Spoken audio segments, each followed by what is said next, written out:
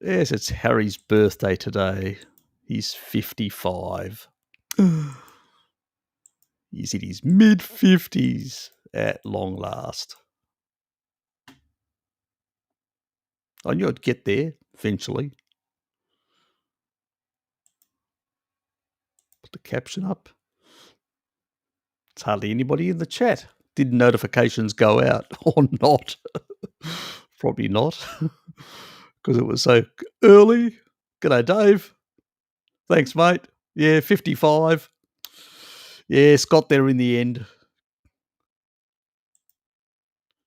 Ah, Bert. Good to see you here, mate. Ah, yes.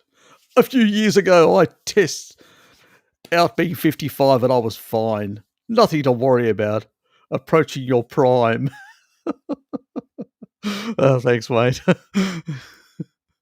At work now. But have a great birthday. And thanks for your insights. You're welcome, Bert. Not a problem, mate. Yeah, I just said, because I had my birthday and I didn't have I had some plumbing issues on the weekend. There was a bit of one of the, in the shower, the taps there, one of them failed, the hot water one. And so it started leaking. So I had to shut luckily there's a separate isolation for the water on that side compared to the other side of the place. So I still had water in the kitchen area, but I didn't have any in the bathroom area, which was a bit of a bugger. But it was a bit of a hassle. But what do you do? It's just one of those things you gotta put up with. So it was smelly for a couple of days, and until I got a plumber in on Monday. That was yesterday, so that got all sorted out. Luckily, the other thing is I found out that the pipes are slightly further in. No wonder there was always, they were always a bit of on a harsh sort of side the way they were, and sort of had worn out the washers and just basically water leaked from the back. So it was a bit of a hassle. What do you do? But all sorted. No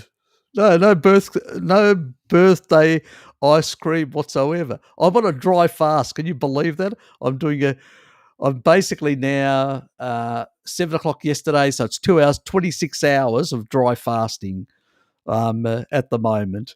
So yeah, what a way to actually usher in my birthday with a dry fast. Only Harry would do something stupid like that, wouldn't he? Blame Harry, not Roy. Yeah, fucking dickhead decided to do it. I just don't know. I just felt like normally I do a Sunday. I have a meal in the middle, and then I don't eat anything until Monday. But yesterday, because of the situation with the plumber and all that, I was just I didn't end up fasting, so I ended up fasting. And I said, why not just do a dry fast? So yeah, here I am, still on my dry fast. I'll see how my throat holds out for the next hour or so, and we'll see how we go, Dave. No promises. If the throat becomes a bit croaky, you know what's happening. It's drying out like mad. Oh, thanks, Shell. Appreciate it. Oh, Wacky Toaster. Ah, yes, mate. Thanks. And Hook Rider. It's been a while. Good to see you, mate. And good morning from lovely Ohio. Ah, yes, beautiful place.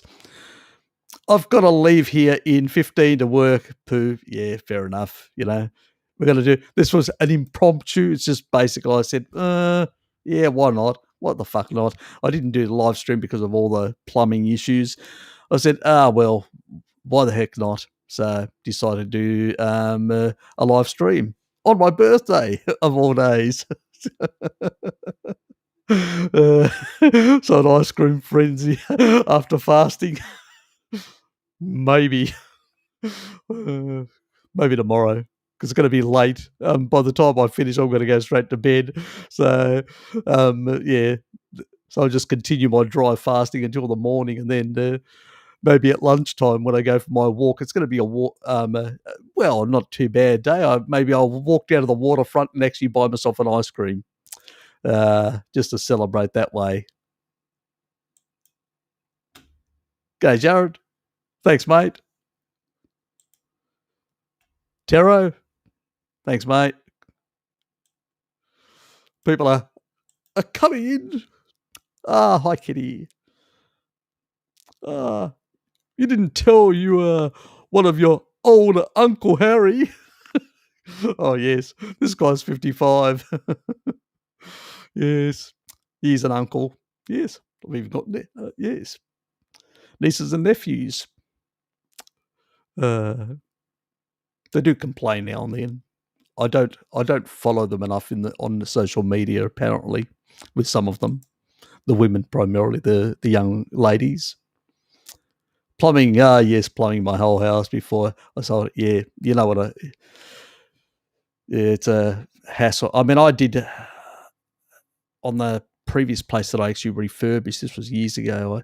I did major plumbing. I mean, really major plumbing. So that was a bit of an insight. Luckily, I was able to get the old plans from a mate of mine at the council. So actually helped me quite a bit. So saved me a lot of hassles because I ended up basically just me and a labourer, and then I just got the plumber to do the connection so they could sign off on it. Yes, I know the drill. Sil, thank you.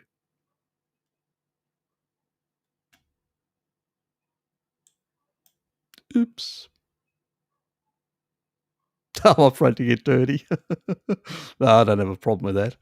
Yeah, I mean, when you basically have done things like hunting and I mean, I did a lot of sports as well, soccer and cricket and all sorts of things. So, you get very dirty doing those sort of sports, cycling and mountain biking and stuff like that. You get very dirty at that, especially if you hit a certain area where there's a lot of mud. Yeah, your whole back. I had one case where my whole back and the back of my hair as well, all just got full of dirt. Oh God, what a mess. You just keep on going.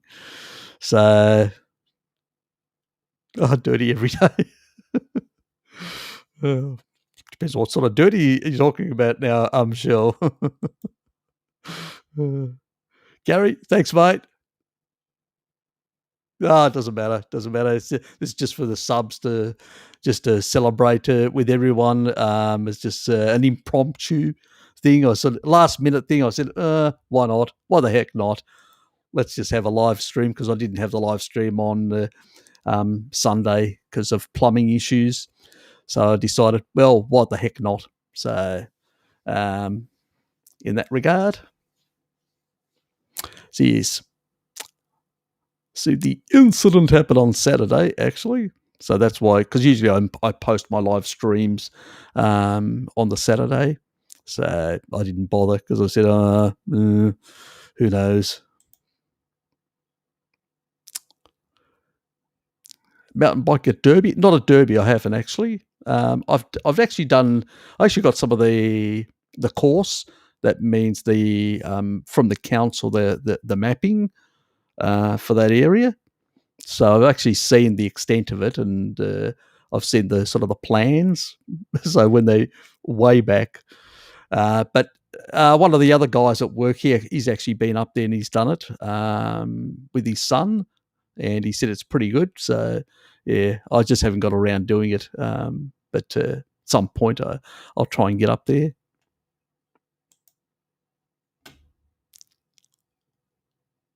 I should zoom you later to sing happy birthday to you, Monroe style. That sounds pretty good.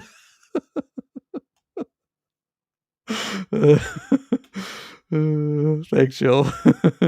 You're a real pleaser. Get to work, lady. You still need to pay the bills. Bonington, thanks, mate. The Borax Bandit. Oh, that's a nice name.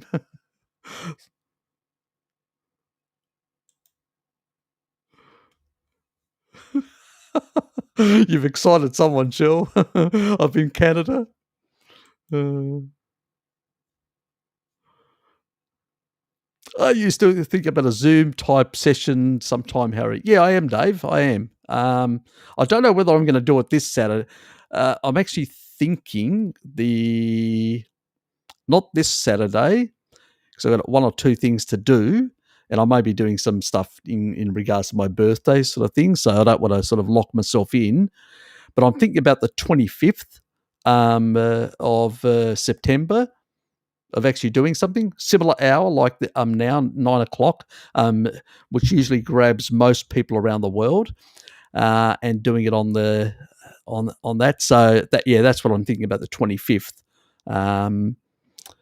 So that's most likely. So I'm going to do an announcement when I do that. So in that regard, but this weekend, because it's probably going to be my brother will probably want to do something in regards to my birthday and all that. So yeah, it's not going to happen. But yeah, it will happen. If it doesn't happen at the end of this month, it'll happen at the early part of October. I do want to get it in and do it as a community thing and see how it goes and see whether I do a sort of like a regular, like 3 monthly thing after that. So that's the whole idea. Yeah, and see how it sort of pans out, Dave. It'll either work or it'll either be a bomb. I don't know. We'll see. Um, where have you been? He's hiding in Canada. Yes, he's basically helping build a business. So yes, but I won't say any more because that's his personal business. And if he wants to mention something in a future date, he can go right ahead and do that himself. Oh, thanks, mate. Oh, yes, the People's Republic of Australia. Yes, yes. Yes. Well, in Tassie, we're not as bad. I sort of rule the roost down here. Tasmanian's Tassie Devil, or King Harry, as Bart would call me. So yeah, pretty much. It's not as bad down here. We haven't had any lockdowns. There was a lockdown only up in the north for a very small period of time in the early when the first variant, the alpha variant, was running around. But since then, we haven't had anything major down here whatsoever. So it's been pretty quiet. So we can still move around, do our sort of stuff. I just I was sent by work, I was told, you got to go and get it done, because I'd actually had contact with my cousin who came in from Sydney at the time. And so that was that was fun, having my tongue swiped and my nostrils sort of so I've had the experience, let's put it that way. Apparently, the nurse told me they don't do it as deep as they used to. And I'm going, oh, thank you. It brought tears to my eyes. I thought, I said, I mean, if it went any deep, I'd pass out. She had to laugh. Yes, live in a crazy, crazy world. Great, Neff. Good to see you, mate. Thank you. Appreciate it.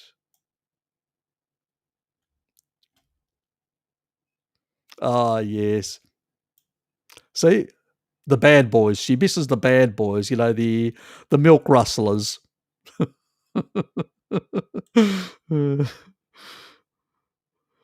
What the hell happened to you? You can't just go.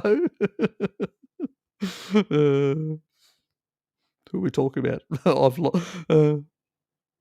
not going anywhere. I'm 55. I'm not 100 yet to be on the way out, mate.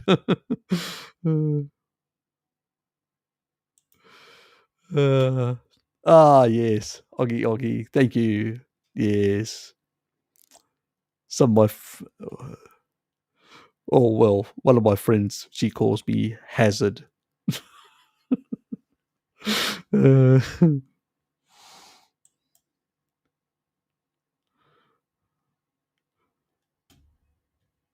oh, thank you.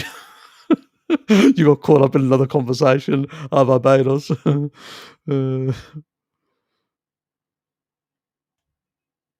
yeah, he's been quiet. He's been helping his partner with building their business and stuff like that. So he's got other things that keep him busy. So he occasionally comes in and out. He said he may pop in on my next live stream. We'll see. I'll send him a link if he's interested. So depends, Is he busy? He's a busy man. We've still got Lukey that occasionally comes on. So I'll have to try and venture to try and get Sky back on.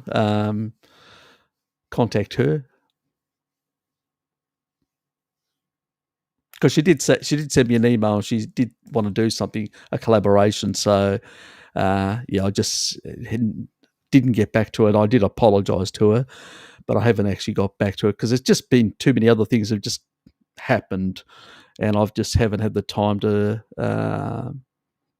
do a lot of sort of organising, getting my life together. With the YouTube side of contacting people and all that. I need to sit down and just do a list of people and then just contact and see what happens. Yeah. So expect something in the next month, hopefully. So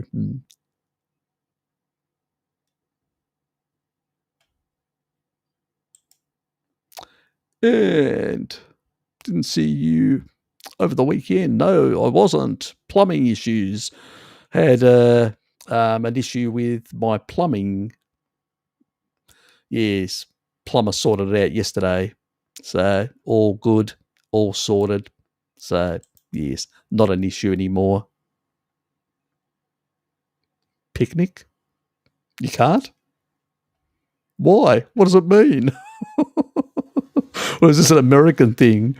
I don't think it's actually a problem in Australia yet. What do they mean by picnic? This must be an American thing. It's nothing down here. I haven't heard anything. God Almighty! Are people bored with their life? They've got nothing else to do. Uh,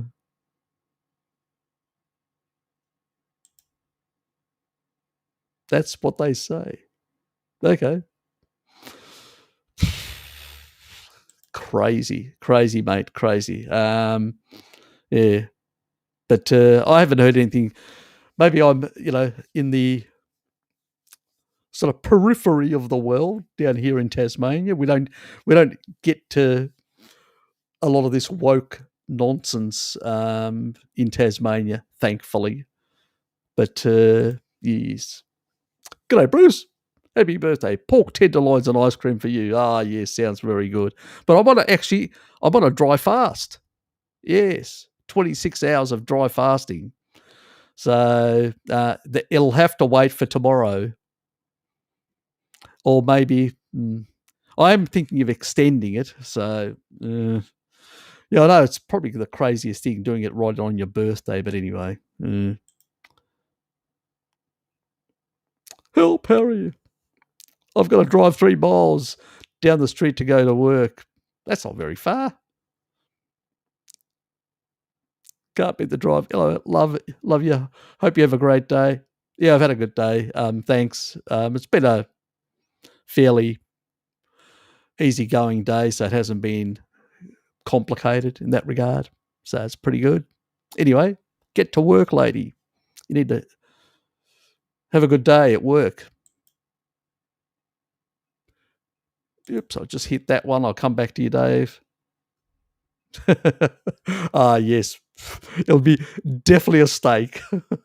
I've got I've got a big steak in there.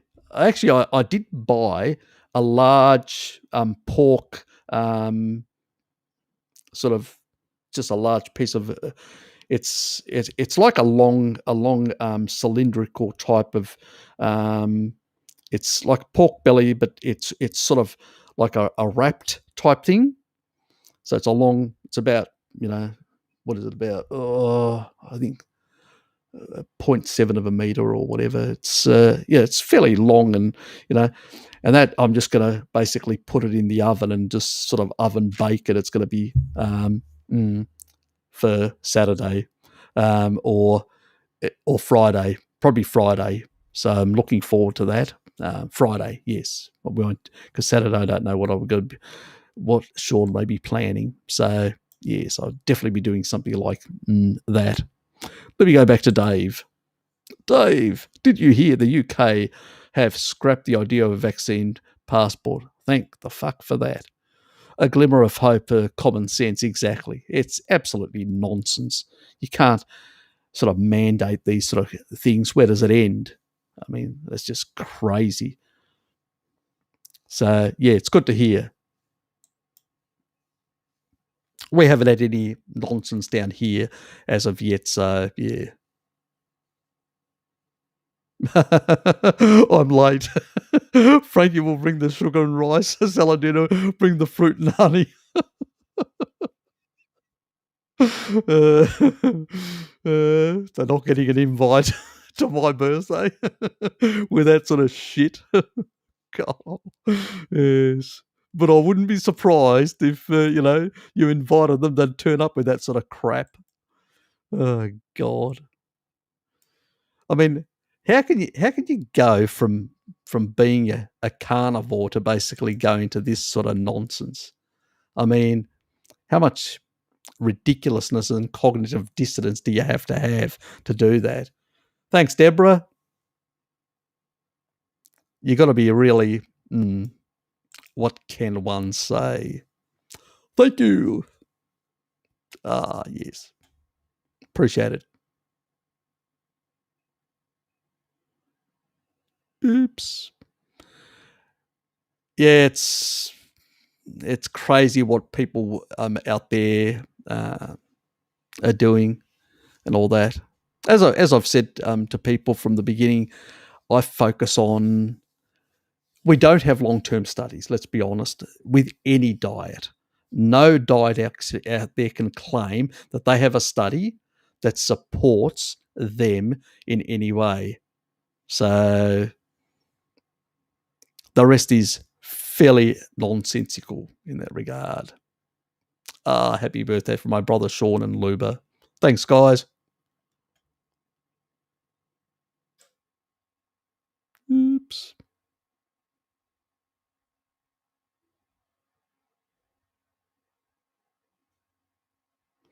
At the end of the day, all we've got when it comes to this sort of stuff is the N15 data. And the way I see it is, when the mega beast collapsed, we started putting in seasonal starch. And the N15 data actually demonstrates that. You can actually see that as we move, the N15 data slightly comes down, and we go from hypercarnivore to supercarnivore status, and we're starting to put in some seasonal starch, because there's less fat, there's less energy, and our brains shrink by 10%, because there's less energy availability in the system, or to access. We've not only out hunted, but the environment's changed, which has actually reduced the fatness of these animals. So something that we had actually adapted for millions of years, as a species, or Homo sapiens for well over 300,000 years, then all of a sudden we've got an energy deficit. So we've had to shift. And that's why most tribal populations now do have seasonal starch and seasonal stuff like that. So we can't even rely on that sort of level. So probably the Puritans are probably the Maasai that don't have any plant foods, but they have access to another food source, which is milk. And then you've got basically the Inuit, and those who are still doing traditional Inuit lifestyle. They have the access where they can access, like whale blubber and seal fat. And seal fat and whale blubber is a lot of fat. So they don't have a deficit in terms of accessing fat. compared to other populations. But other populations around the world do. A lot, the Hadza, a lot of population, even though they have a high protein sort of component in their diet, they struggle to get enough energy.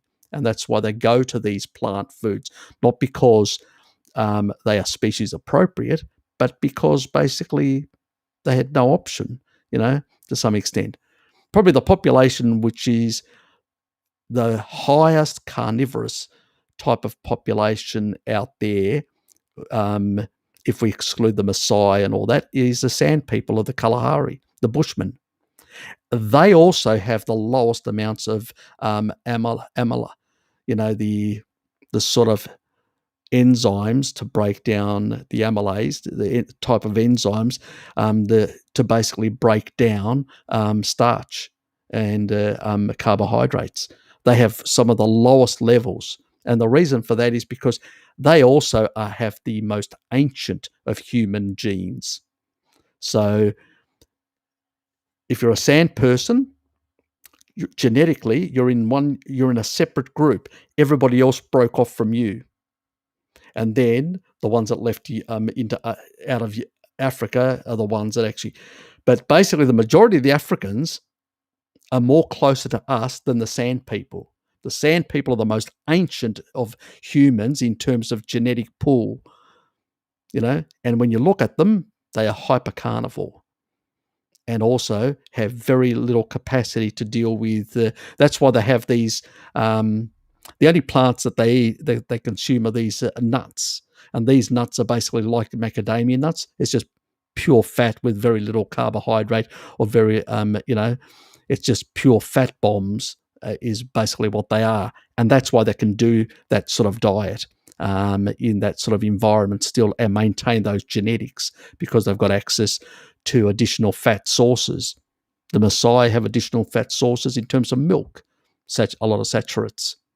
And those saturates really help them because they give them a lot of, additional mitochondrial density through the reverse electron transport because of the higher amounts of palmitate and stearic that you would find in those sort of foods. So that's the sort of advantage of those sort of plays a big role. Yes, something to laugh about. Definitely with Salad Boy and Frankie. I thought Frankie had thrown in the towel. He's back on it now with ricing himself up. Doesn't surprise me. Yes, definitely. On the 16th. Well, happy birthday to you, Deborah. Yes, fellow Virgo. Oops. Yes, well, definitely the pork tenderloins. Yummy, yummy, yummy.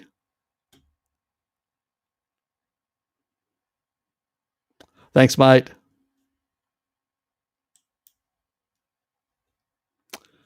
Bruce Wayne, I knew a Twinkie and Honey Bee would find themselves in the end. I'm happy for them.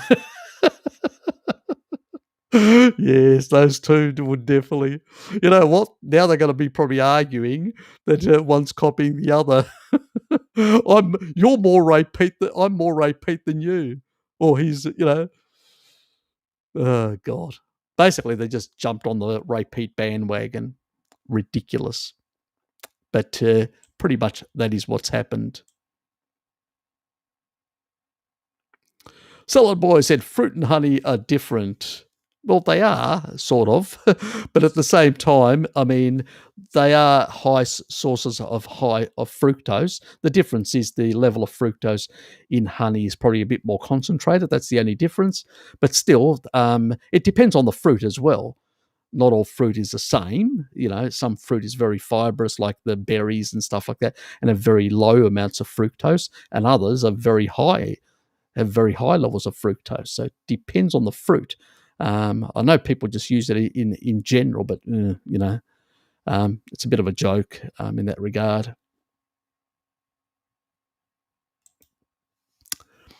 I can't find the study now, but it is the uptake where we combine meat and some spices like pepper to the beef or cheese and beef regards. Less than 1% we combine any sugar with the meat. I'm not sure. I've seen some studies that use a bit of like in the cured meats and stuff like that, but it's small amounts. And the amount, because it's very small amounts, you don't get a lot of glycation anyway. So if you do it once in a blue moon, it's probably not going to be a big issue. But I think I've come across something similar, Neff, in terms of studies. Yes. Okay. Did you see Salad Boy video with Tucker 5 days ago? No, I didn't. One thing about Tucker is that actually he talks about seed oils, and he makes it quite clear that it's seed oils, and he's a bit less. He has less issues with animal products in that regard. But I haven't seen his recent one, because I know when he was actually talking. I can't remember whether it was one of the Ancestral Health Symposium or the Low Carb Down Under, whatever. And Tucker was actually talking that some people misunderstand, that they think he's talking about all PUFA. He's being specific about plant PUFA, not about animal PUFA primarily. But I don't know whether he's changing his tune, or Salad Boy does the little dirty old games on trying to demonize pork and stuff like that. And as I've pointed out, it doesn't really matter when it comes to pork. It doesn't matter what amount you feed or what combination you feed or whatever, it will still have a certain amount as a proportion of its fat in terms of PUFA. But the reality is that PUFA doesn't oxidize like those from plants or stuff like that are extracted from plants. You get trace elements. And I've shown that in those studies where that actually, you literally have to basically cook something for over like 35 hours or more, 36 hours, I think it was, before we actually saw any substantial reactive oxygen species or aldehydes. So basically, even cooking pork for an hour, you get trace elements. And if you're in a low carbohydrate state, as I said, where you've got upregulation of glutathione, which refreshes both vitamin C and vitamin E, and vitamin E is the critical one here. That's the different type of tocopherols and topopherols that are embedded in the actual cell membrane, and it actually can electron down. And as long as you've got upregulated glutathione because you're in a low carbohydrate state, you can just recycle those continuously, electron down back to them, and they can do their job. And so those trace elements are irrelevant. So, but you know what Salad Boy's like. He's jumped on the Ray Peat bandwagon, and he'll demonize pork like there's no tomorrow. And if you go back 100 years, the main constituent of the diet, because there wasn't a lot of beef around in America, it was basically lard and pork, the big things. And Sardinians, Greece, you go and look at all these populations. So yeah, it's pretty much a lot of BS in that regard. Lebby, thank you, mate. Love your work, Harry. How come your parents didn't name you Stavros? Because it's my grandfather's name. You get your grandfather's name. So pretty much that's what I got. So I had one grandfather on mum's side, who was his name was Arthur, and the other one was Harry. And so I got the Harry, I didn't get the Arthur. So mum's dad was, so if mum had another son, there was only one son and two daughters. So if she had the son would have been called Arthur. So the grandparents' name, it's a sort of a Greek tradition. And that's what happens. So what name you get is pretty much traditionally your grandparents' name, in that regard. So, and even my sisters have followed that to some extent. So, I don't see a problem with that. It's a good tradition. It sort of ties the grandkids with the grandparents, and they feel a greater connection. So I think it's a good thing. It's a good tradition. But yes, that's the reason. You get your grandfather's name in a traditional Greek family, that's what happens. And I'm a bit of a traditionalist in some regards. So, and don't apologise either about it. Oops.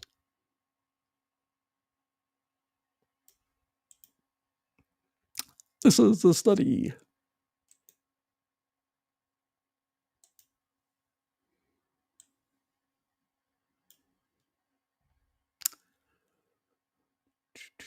Bioavailability of zinc in man, effects of ascorbic acid on zinc absorption. Ascorbic is known to enhance the absorption of dietary iron and to inhibit the absorption of dietary copper. Studies have undertaken to examine the effects of ascorbic acid on bioavailability of zinc in humans. You don't need a lot of, you don't basically need a lot of ascorbic acid. Remember, it also inhibits the copper. And if you're on a carnivore diet, you're not getting, on a plant-based diet, you get more copper, which can be toxic, and less zinc. On a steak-only diet, you'll tend to get more zinc, but that's fine. And that's another reason not to have a lot of vitamin C in the system, because you're actually inhibiting copper uptake in that regard. But the body can regulate that, to some extent. But, that's why I sort of, when I do occasionally have, like with my pork, I do like it. Lemon juice, and I know it's got some, but it's not ascorbic acid, which is the outer perimeter. It's a sort of a complex, so it's a bit different. But I don't try and use too much in that regard. But I do eat a bit of liver as well and stuff like that, so I can get copper from those sources. So I'm not too concerned about the ascorbic acid issue in that regard. But and I've heard about the tortillas, basically from corn that can actually reduce it down to nothing. Yeah, and that's true. I've seen that study. Pretty much it's very abysmal. It's the reason why plant foods are really contraindicated, and why archaeologists know that. They can see early agriculturalists, they see all these massive deficiencies, iron deficiencies, zinc deficiencies, and all sorts of things. And they can see the certain markings on the cranium, certain little white spots for iron deficiencies. They can see a number of other marks on the actual bones, mineralization, or the bone sort of having all these sort of funny growth patterns, or not growing properly, or stuff like that. So they can see this. They can differentiate a tribal person, a hunter and gatherer. I would say more of a hunter is what we traditionally are, compared to somebody who's an agriculturalist. It's quite clear and quite stark. It's only the nutritional field, which is so corrupt by the food industry, by the Seventh-day Adventists and all these different organizations. And I mean, the Seventh-day Adventists, the study that actually Bart shows, Neff, that study was done back in the 1950s. Back in the 1950s, you didn't have any refrigeration. There was zero refrigeration. So you didn't have any leafy green vegetables all year round, and you didn't basically have starch all year round or fruit all year round. What did you have? Seasonal. The majority of foods that were all year round were animal-based foods. So these vegetarians were basically consuming far more eggs and far more dairy back then compared to today, those Seventh-day Adventists. This is why they don't compare people today. Because if you compare Seventh-day Adventists today with the ones back in the 1950s, when all these studies were done around the world in the blue zones and all that, it's studies from back then, after the Second World War, when the place was it was a very different food environment. No refrigeration, seasonal foods, and nothing, no processed garbage. It's a very different world. And so a vegetarian back then was consuming seasonally far more eggs and dairy compared to what they do today. And that's why when you look at today's studies on vegetarians and vegans, the deficiencies and the problems are much higher because they're more plant-based now and less animal-based. They've moved away from consuming a lot of dairy, consuming a lot of eggs like they used to in the past. And that's why these studies are disingenuous by the Seventh-day Adventists, because they don't provide the data. The data's hidden. We've talked about this. Bart's talked about why the Seventh-day Adventists do not provide the data, and people have challenged them and said, where's the data, the raw data that you collected, the sample data on what these people were actually consuming? Not your percentages, your made up or fabricated or adjusted data, but the actual raw data we want to look at. Because I would love to see that raw data. And I suspect if we looked at that raw data, we would see a lot of animal consumption throughout the year because seasonality and no refrigeration. But we're not going to get that because, they're using it for propaganda purposes. That's why they have to go all the way back to the 1950s and use a study from the 1950s to make their point. They can't use modern day vegetarian studies because they would fail miserably, especially against a low carb diet. So, remember, they are running a propaganda. They're not in the world. They're not involved in trying to basically help people. It's all propaganda and all basically their own ideological claptrap that they continue wanting to push, and that's the whole reason. Ken Berry posted a study about honey, high fructose corn syrup, and sugar all cause the same insulin spike. People respond by claiming honey used in the studies weren't natural and raw.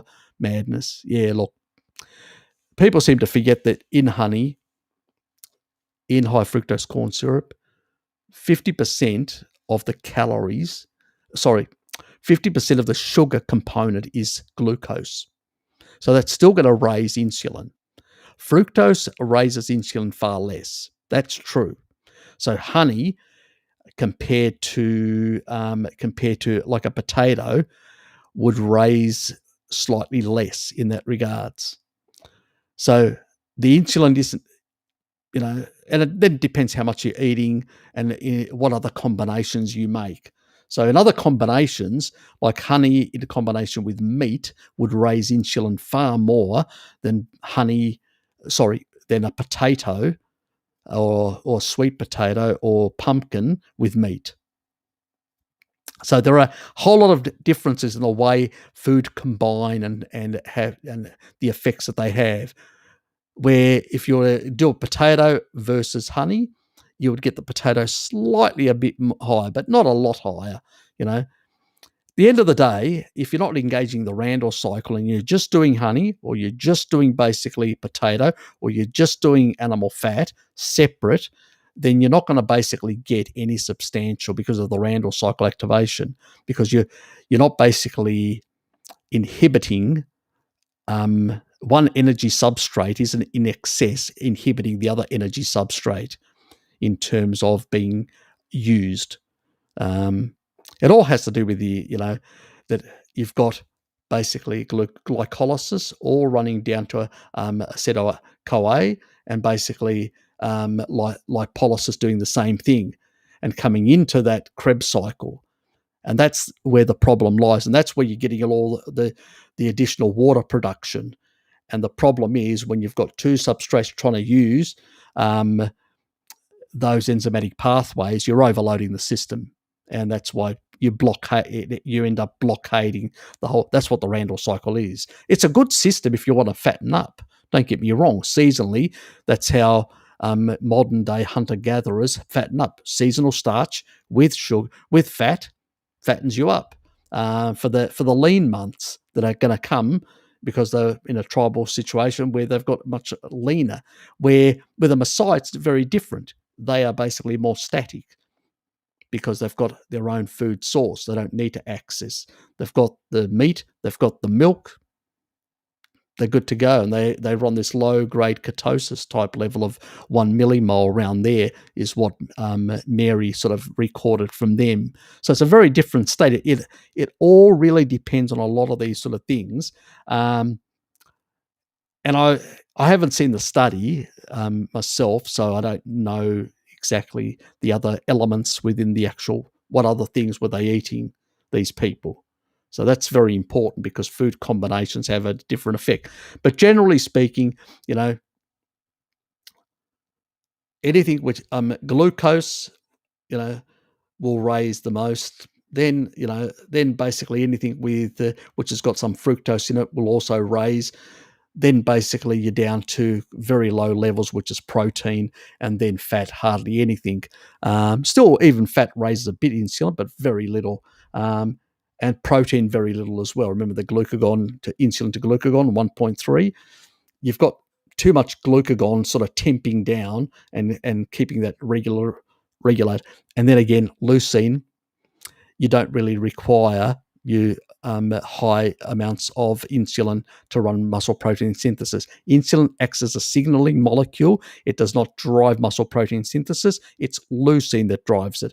Even in a fasted state, you give somebody leucine, it'll run muscle protein synthesis even when insulin is suppressed. It's only a signaling molecule. It doesn't actually do it. That's where everybody's got it wrong. I've done the video. You guys have seen the leucine one.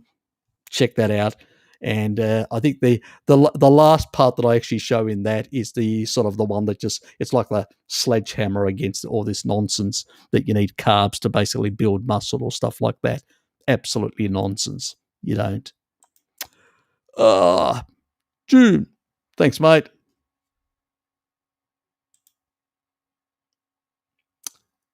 In the interview, Salad Boy was demonizing chicken fat. Oh, I bet he was. The brown meat because of the high fat content. I bet he was. I love the brown part of the less the breast and more the legs. Yeah, fucking love legs. and also the hyaluronic acid, because all the bones I usually gnaw all the ends off, which is all that collagen hyaluronic acid, really good for your muscle skeletal stuff. Yeah, he's a dickhead. He's got no idea. Yeah, typical stuff, just. I mean, chickens have been around for donkey's years. We've had them in our backyards and been feeding them all sorts of things, grains and all sorts of shits for thousands of years. Do you think chickens in antiquity weren't fed grains? Give us a break. Do you think it only happens now? They were all sorts of scraps, both carbohydrate and non-carbohydrate. And those people back then were a hell of a lot healthier. Animals, basically, if you take a look at the animal fat composition and the fatty acid composition of, whether it's I've actually shown, remember I showed you the pork ones? There was that video, that study where they looked at foraging pork, and the amount of PUFA in the foraging pork in some of them was actually slightly higher than the ones that are actually grain fed. You know what I mean? It's irrelevant. One, it's a smaller amount compared to a plant. So you're getting smaller amounts of PUFA. But even if you're getting more, I don't have a problem with it, because there are two advantages of animal-based PUFA. One advantage is it's stable in the matrix of the fat layers, those bilayers, very stable. So it's not going to oxidize. And I've shown plenty of studies showing trace elements, insignificant, irrelevant.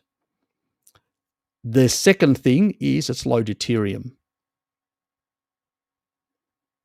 That's the reason why fat from pork is lower in deuterium than fat from beef, because the fat from pork has more unsaturated, and the unsaturated ones have lower deuterium levels.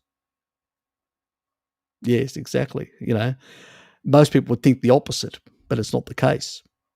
So that's what's ridiculous, all these sort of arguments. There's a difference between PUFA from animals, and I've shown all this information, and something which comes out of an industrial system. That means it's extracted with hexane and all sorts of other chemicals, and basically hydrogenated or that means adding even more deuterium to it, or basically, the way it's chemically affected, you add more hydrogen isotopes. And these are heavy isotopes, deuterium. And that's where, from seed oils, you can take a seed oil. So from the seed itself, obviously, if you ate a seed, you wouldn't get much of the oil. You just poop it out. Okay? But if you, let's say, somehow magically you're able to extract that, it would be low deuterium compared to what seed oil is when it's manufactured. It's not going to be as low as pork. It's not going to be as low as beef or stuff like that. It'll be probably closer to where, like 130 something parts per million, just slightly above olive oil, which is 130, which is a cutoff. But when they go through this industrial process, it goes from that level straight up to 255 parts per million, nearly double what the safe level is. And that's what happens when 40% of your calories are coming from that garbage, and you're overloading your mitochondria with too much deuterium. You're going to be busting a whole lot of nanomotors out there. And all those motors that are actually going to be busted is you're going to basically destroy your mitochondria. And you're going to end up with less mitochondrial density inside the cell. The cell is going to have less energy capacity to heal itself. And over time, will basically start becoming more senescent and potentially even cancerous under the right circumstances if you're feeding a whole lot of growth pathways sufficiently with engaging the Randall cycle continuously. So that's what's causing a lot of these problems. And this sort of reductionist nonsense about, PUFA and all that Salad Boy and all these people make up because they've jumped on the repeat bandwagon. Yeah, just absolute nonsense. I mean, even some of the repeat people are honest enough to basically say that some of this stuff that they actually claim is still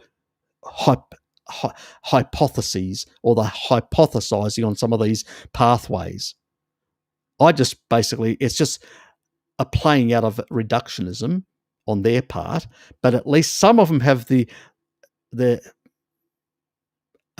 decent enough to basically claim that. Salad Boy does nothing of that sort because he's a propagandist. He likes basically to be on the limelight. Oh, I've discovered something magical. Bullshit. All you've done is just basically misunderstood certain biological processes, and then just basically gone out there and spurted a whole lot of reductionist nonsense. That's all he's done. Yes. Thank you, mate. OG. You're welcome. I don't mind. That's the whole idea of this channel, is to basically demystify the bullshit nonsense out there in nutrition and basically get back to some basic understandings of some of these things. Raymond, g'day, mate. Good to see you. Hip hip hurrah. Oh, yes. Thanks, mate. Hope things are going well in your life as well. Today is the feast day for raising the cross Stavros. That's why I mentioned it. Yes, I know, but I'm basically doing a dry fast because I couldn't get a dry fast earlier.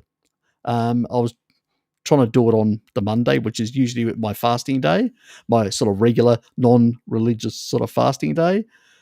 But yes, so I'll be feasting tomorrow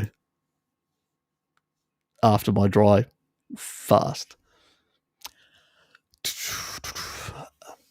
The glands around my Adam's apple have flared up. 3 to 4 lumps.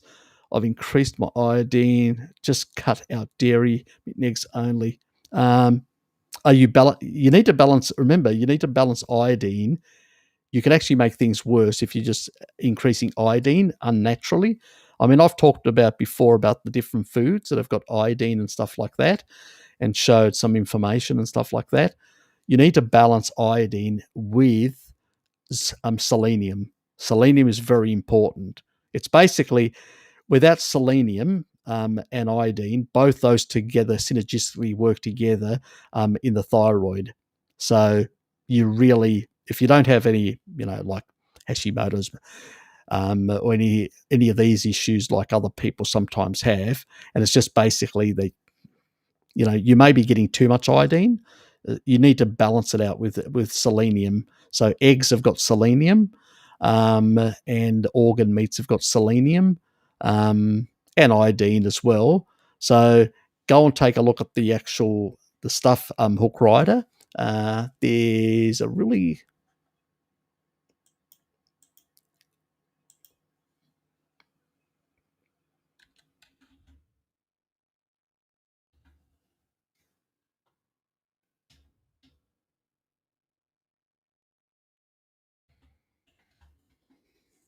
let me just find that website.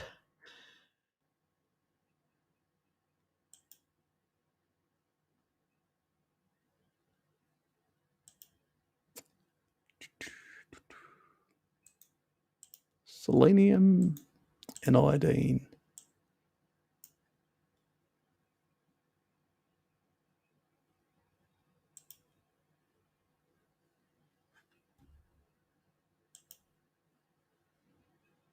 I'll just share that.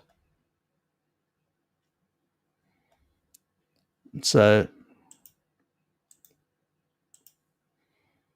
I'll drop it in there. That's a selenium one. That's the iodine one.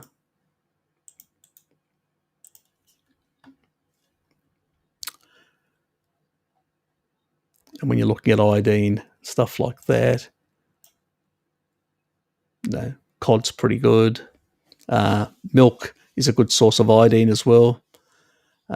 Shrimp, fish, eggs. A couple of eggs will give you iodine. I mean, you could use a bit of iodinized salt as well. So a gram a day. I do have iodinized salt, so occasionally I'll use like a gram of iodinized salt. I don't bother with any other supplements, even though I've got some other high quality salt that I use regularly. But I'll use a gram of iodinized, and I get some of the other stuff from the other sources. You could also go. So that's that part there. And under the selenium one,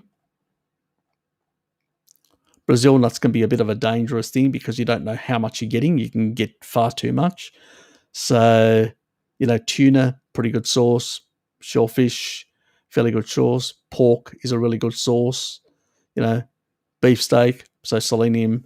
You can have. I usually like to get into the 200 MCG, as it's called. That's the Greek version of mg, which is your micrograms. So if you were to get to selenium, for instance, oops.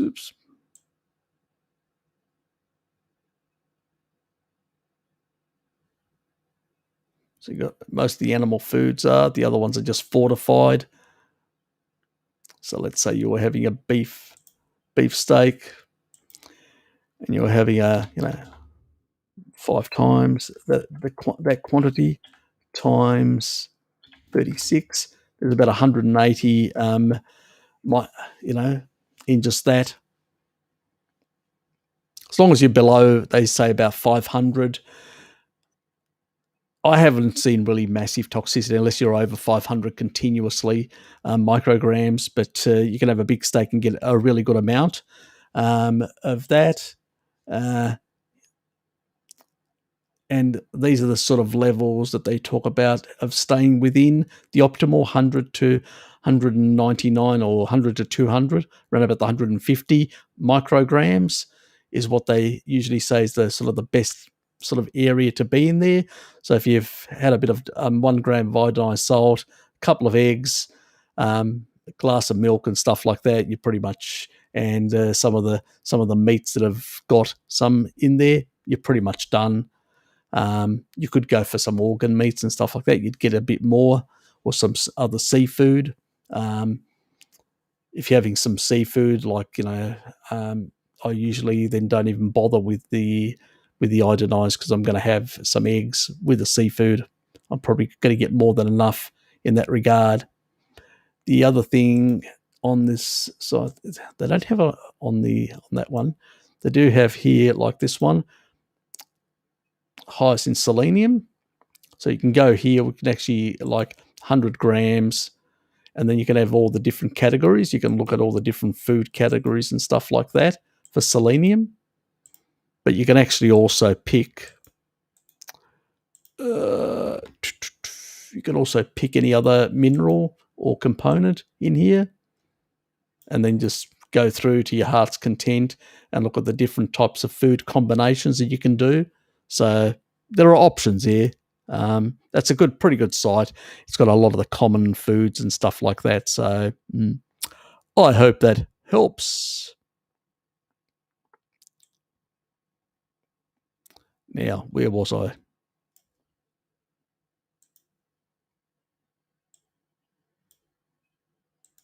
Oops.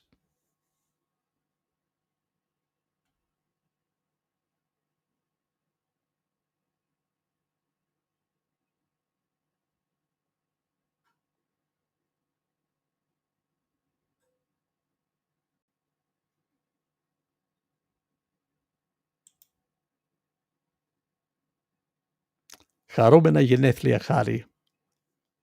Ευχαριστώ.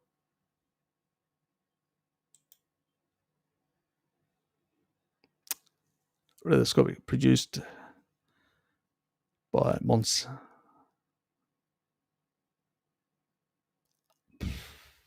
Don't know if case some documents like DOTS claim vitamin C, 3 components. Yeah, exactly. Scorbic acid is just the outer part.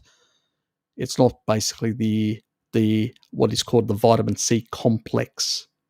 Vitamin C complex you only get from foods, from both animal, plant foods. Scorbic acid is sort of the part of it. So I use lemon juice on top. That would get the complex without any carbohydrates or any other stuff. You're just getting that. So even a small amount of that is more than enough, because it's not impeded at the GLUT receptors. So you're not competing on GLUT4 receptor to get in. So you don't need to have a small amount, just seasoning occasionally, and in a low carbohydrate state where you're constantly recycling with glutathione, it's a non-issue. That's why we don't see carnivores. And also, you have to look at history as well. Let's be honest, vitamin C, the officers never got scurvy. It was only the soldiers that were actually eating the kibble. But the officers were having meat. They weren't getting scurvy. And then Napoleon actually slaughtered horses to feed his troops, and they were able to deal with the scurvy that the troops were suffering by feeding them horse meat. Okay, so you don't need a lot. You can even get it from horse meat or any meat. It's just we've had so much bullshit because of the organisation that are running the show promoting their garbage, which is the unfortunate situation. So that's really what the world is all about. Not tonight, mate. Tonight's my birthday thing. That would be a long thing. I've already covered that on a number of things. If you go and check my early chats, the ones that I did with Bart K, I actually cover a lot of the points about dairy, about the estrogen side, about all the hormone side, about all that sort of stuff in that. So go and check. I think it was the second video that I did with Bart after the first one, something like that along those lines. So that would take far too long.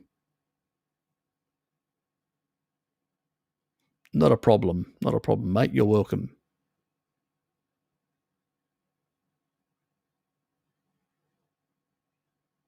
Yeah, exactly. Vegetarians are definitely drinking a lot of plant-based garbage, kibble, soy, and high, which is high in oxalate, and so is the almond milk and shit like that.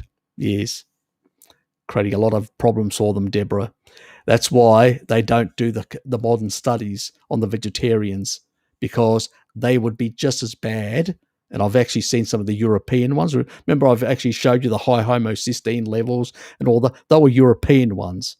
I didn't, and they were European ones where they're not even basically as bad as the American vegetarians now that are on, eating just garbage. Those Europeans are eating some garbage and some okay foods.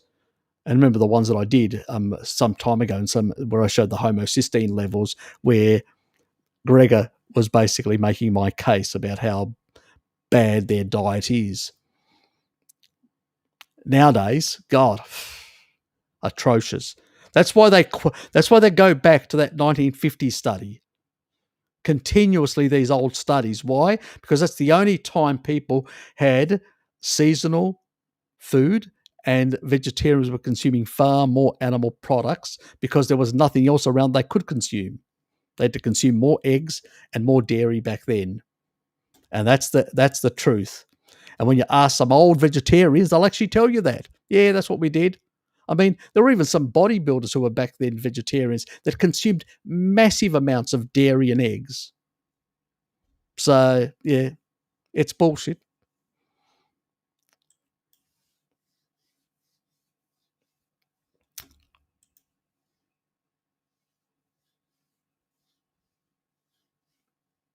I think we've covered that one.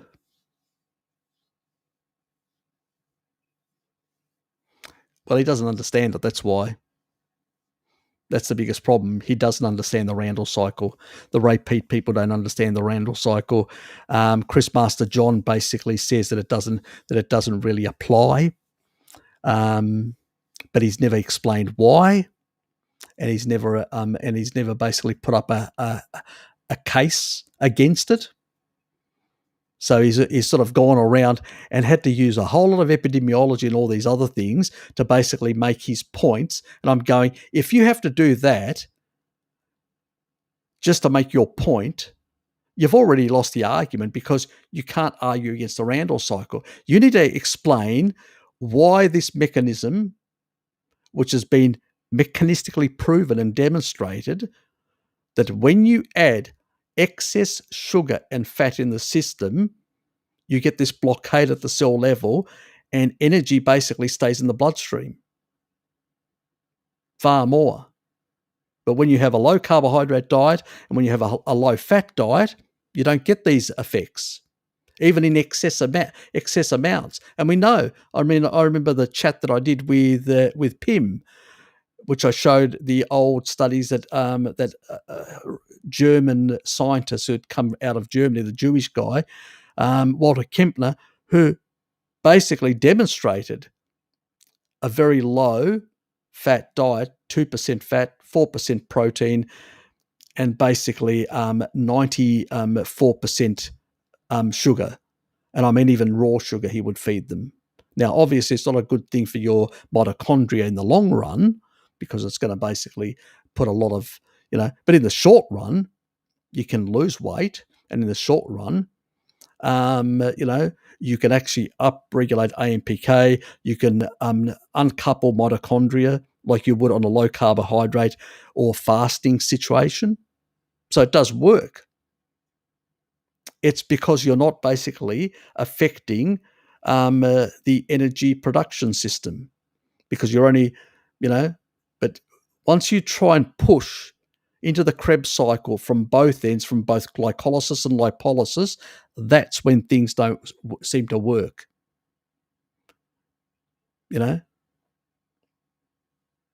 I just don't understand why these people don't understand it. I mean,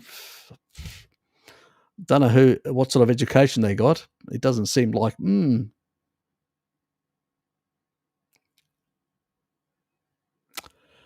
As I pointed out, you should be asking me these questions. Naughty boy, it's my birthday.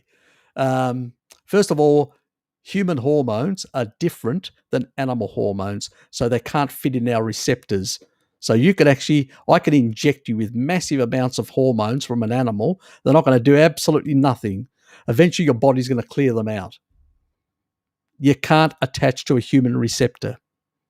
That is why some person recently asked me about does for a child can I use milk, and as I pointed out, you can actually use milk like goat milk and all that.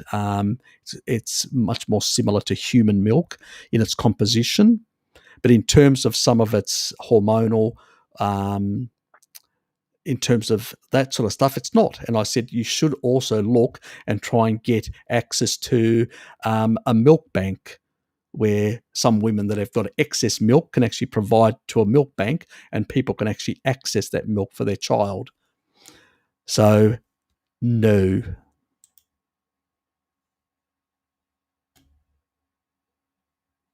Epidemiology, no. Otherwise, the Maasai, just think logically. You don't even have to ask this question. To ask this question is illogical. The Maasai, they consume quite a bit of milk. They don't have a word for it. They don't have prostate cancer. End of story. So if milk was associated, they should have the highest levels of prostate cancer in the world, but they don't. It's practically non-existent because cell proliferation is determined by certain types of enzymes, and those enzymes are regulated by vitamin A and vitamin D. Cell proliferation, differentiation. So as long as you've got a good fat-soluble vitamin status on an animal-based diet, you're not going to have any issues. These are modern-day diseases because we've moved away from animal foods and we've turned our diet from 70% animal-based, 30% plant in the past to now being 70% plant-based and 30% animal-based and heading to 100% plant-based. That's why. Lack of fat-soluble vitamins is why we're getting a lot of these issues as well, plus the whole of other nutrient deficiencies, which we've covered on a whole lot of other reasons.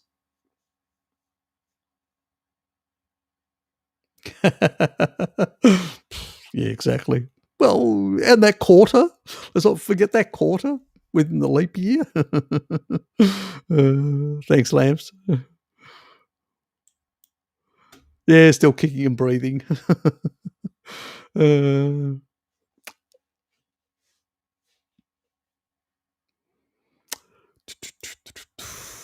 Everybody's concerned about dairy. Don't worry about dairy. That's a shit you should be worried about. Oat and almond milk. I would guzzle down A1 milk, even pasteurized and heavily pasteurized, before I even touched oat or almond. They are absolutely the pits. Yeah. Even some of the proteins are not an issue.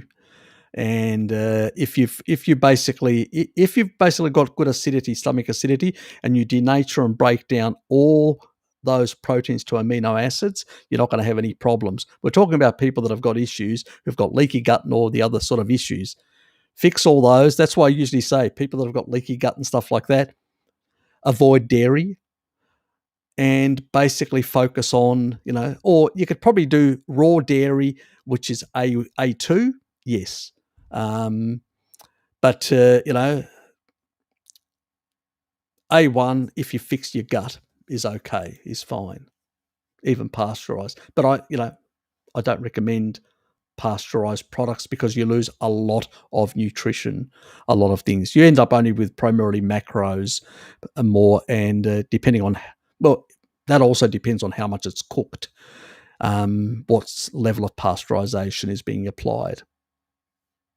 Yes, poultry fat is very good for K2, in particular metaquinone for the animal form, and the one that also has a strong regulatory effect on on your genes as well, gene expression. Miriam, how are you? Yeah, thank you. Happy birthday. And are you the youngest looking 55-old I know? Diet really makes a difference. Oh, thank you.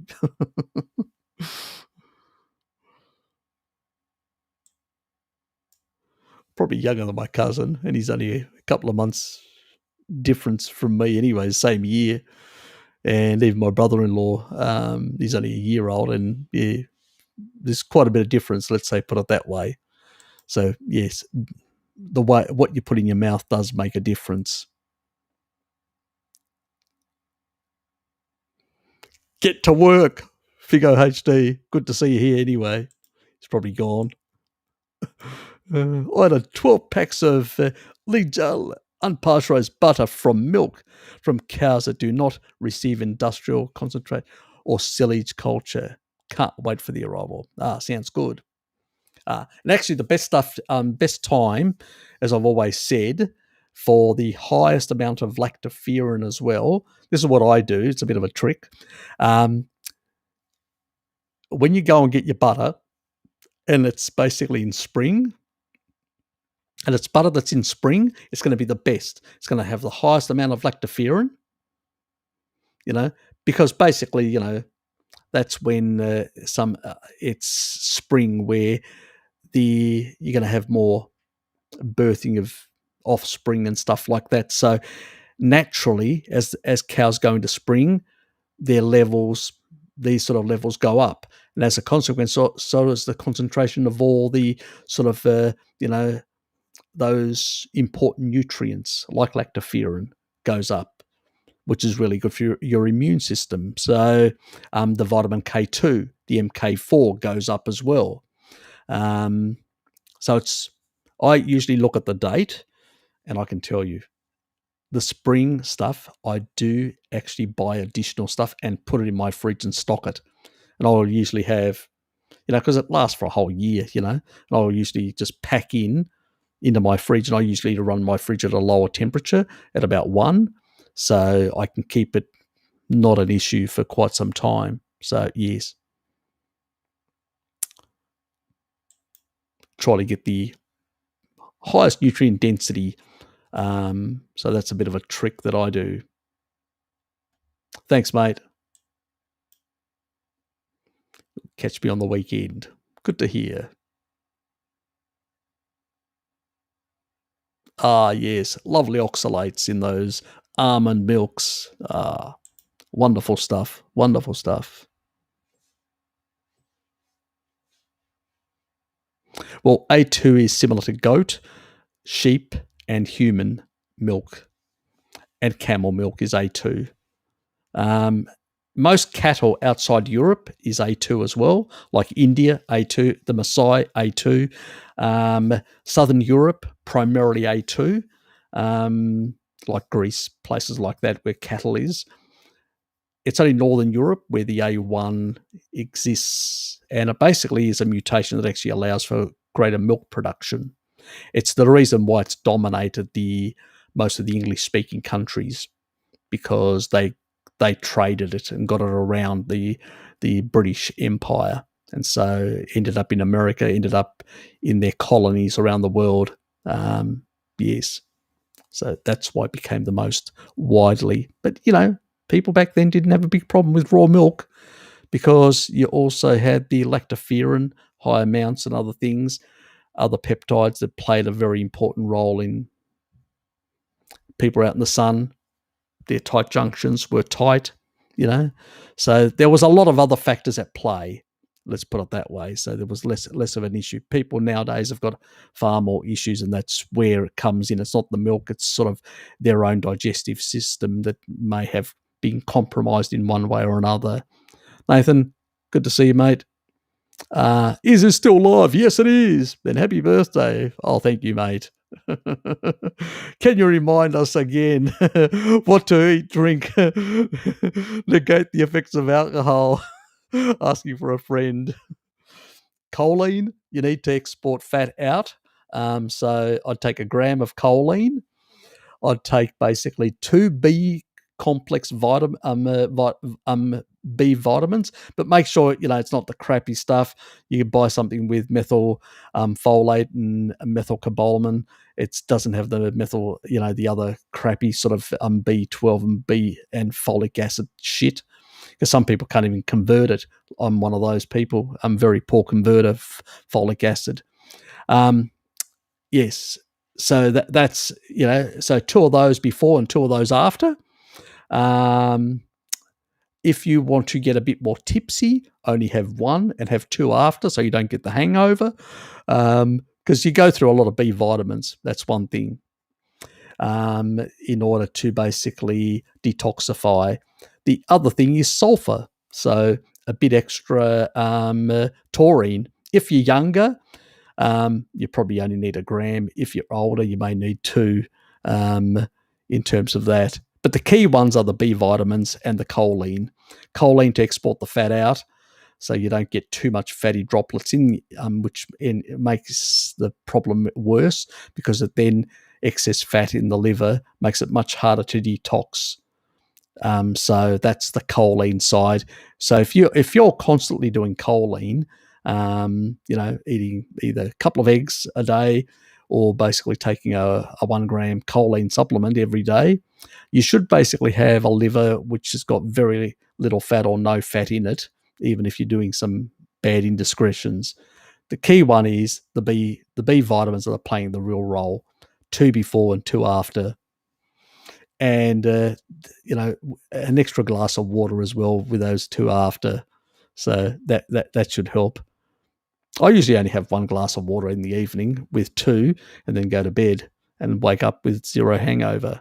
So it's really, you just end up using too many of your B vitamins.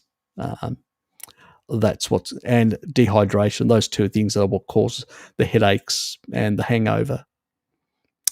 Gone the oils and the milk. Oh, what did I hit?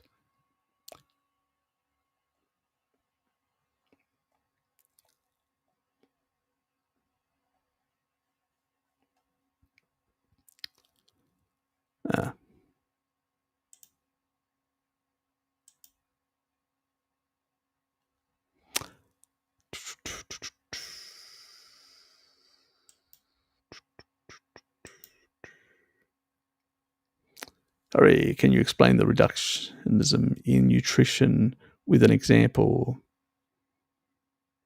Off the top of my head, I would say where they're talking about, let's say, a vitamin as an example, and they have a sort of a reductionist that, only need a certain amount to support all these, and basically they miss the whole idea that you basically need far more for other things as well.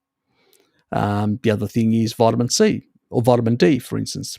They recommend a certain amount for rickets, but the reality is we need vitamin D for a whole lot of other things to support the immune system. You need more or less depending on the circumstances and all that. So you've got a cold, your immune system's going to be activated, you need more vitamin D. You don't have a cold, you need less. So it can vary. These things can vary. But when you follow sort of reductionist nonsense, that, they look at these pathways and they say, well, all these pathways has this enzyme, that enzyme, that enzyme, that enzyme, that enzyme, and it needs this, this, and this, and this. But that doesn't tell you exactly how much you may need under different complex circumstances of complex interactions with other processes happening in the system. And that's the thing. And that's why reductionism ends up in a dead end. It's really good in explaining how lipolysis works. So the Krebs cycle, that's reductionism, just going through and discussing how all these different enzymes, exist, and explain that. But that doesn't tell you about deuterium depletion. It doesn't tell you about all these other factors, how this plays, and how the Krebs cycle can basically create different types of water composition, and stuff like that. That's more complex. That's where you've got a complex interaction between the Krebs cycle and a whole lot of other enzymatic pathways and nutrients. That's what we try to explain, me and Bart. Some more complex interactions within holistic systems.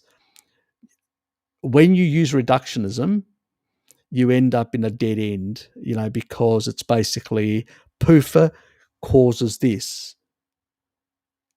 That's just nonsense. If you eliminated all PUFA from the diet, you'd be dead because it's essential. Actually, you've got 11 times more omega-6 to omega-3 in your cells outside your brain. It's not accidental. They're there for a reason.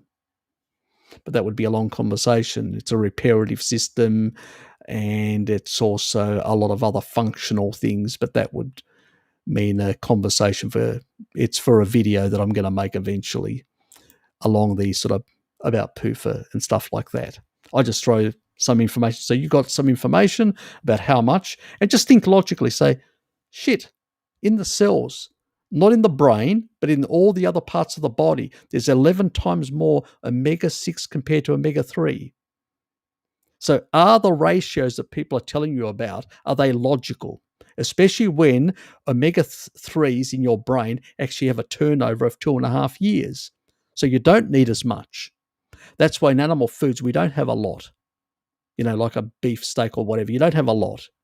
But you don't need a lot, And then, as long as you're getting DHA and EPA, you don't even have to use the conversion. You just leave that whole conversion for the omega-6s, and you get the amount that you need for the body. And it's also low deuterium if it's coming from an animal source, so you don't have to worry about it anyway.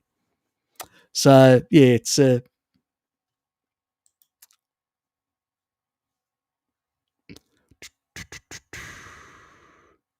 no, I haven't actually talked about stevia. I don't promote and I don't encourage people to use alcohol sweeteners or other type of sweeteners like stevia. I think stevia leaf is probably better than the extract to use for those sort of purposes. It seems to be less problematic. If you're going to use an alcohol sweetener, I'd use erythritol. It has less of an insulin effect in the body, and 90% of it goes out the colon into the toilet. So you basically it doesn't really hit the system that much. So it's probably the least egregious of the alcohol sweeteners. And stevia, if you get it from the leaf, not the extract, but the leaf one, which is called leaf stevia or something like that, it doesn't have that awful aftertaste as well. So it's got some other advantages. But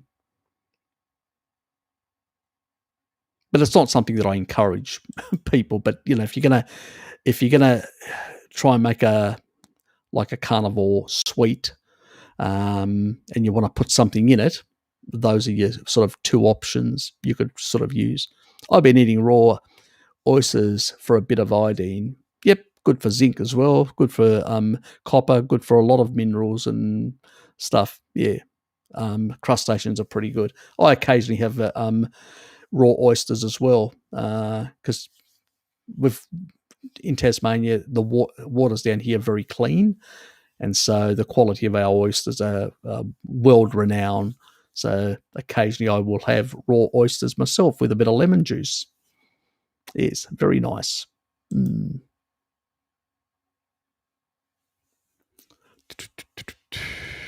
So, Harry, I salt my food until I can taste the salt enough. Carnivore 3 months, no health issues, but I feel a slight dry mouth and thirsty between meals.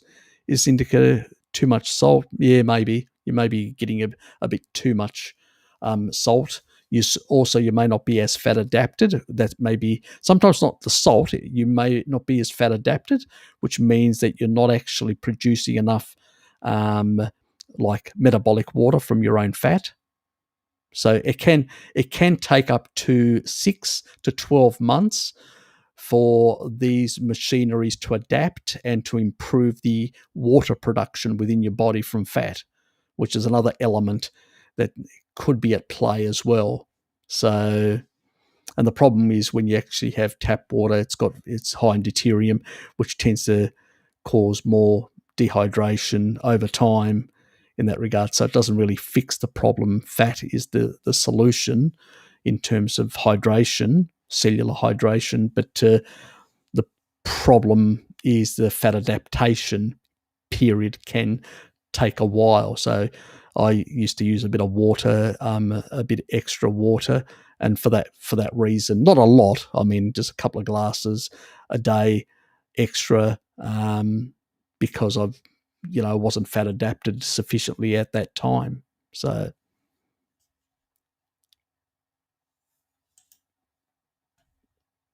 honest. Oh, thank you. Appreciate it. She's probably already gone. Yes, God bless you as well. When you listen to this later. Harumina Genethlia, all the best to you. Thank you. You got a new avatar.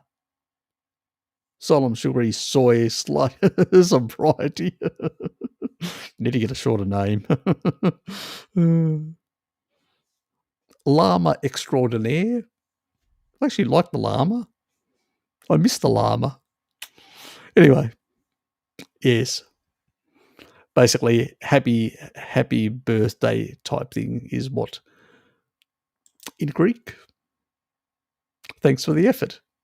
Yes, always. Once we get over the dry fast tomorrow, we get stuck into something half reasonable.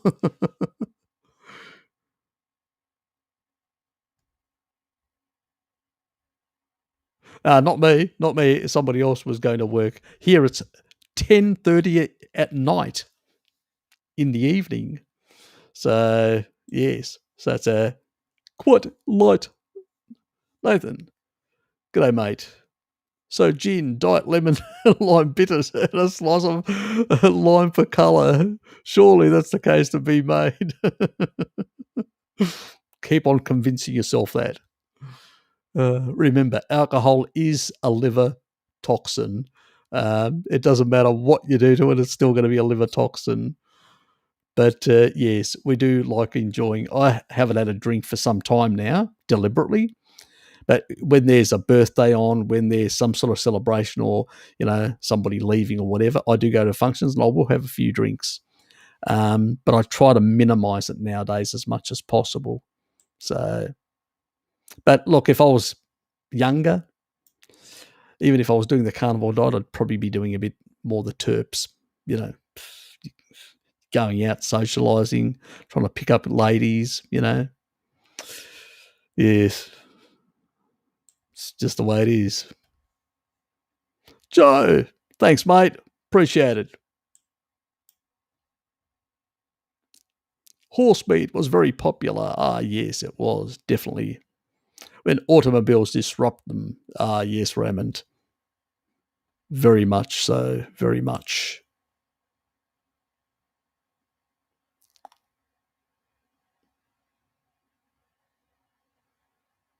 Yeah, it's just garbage.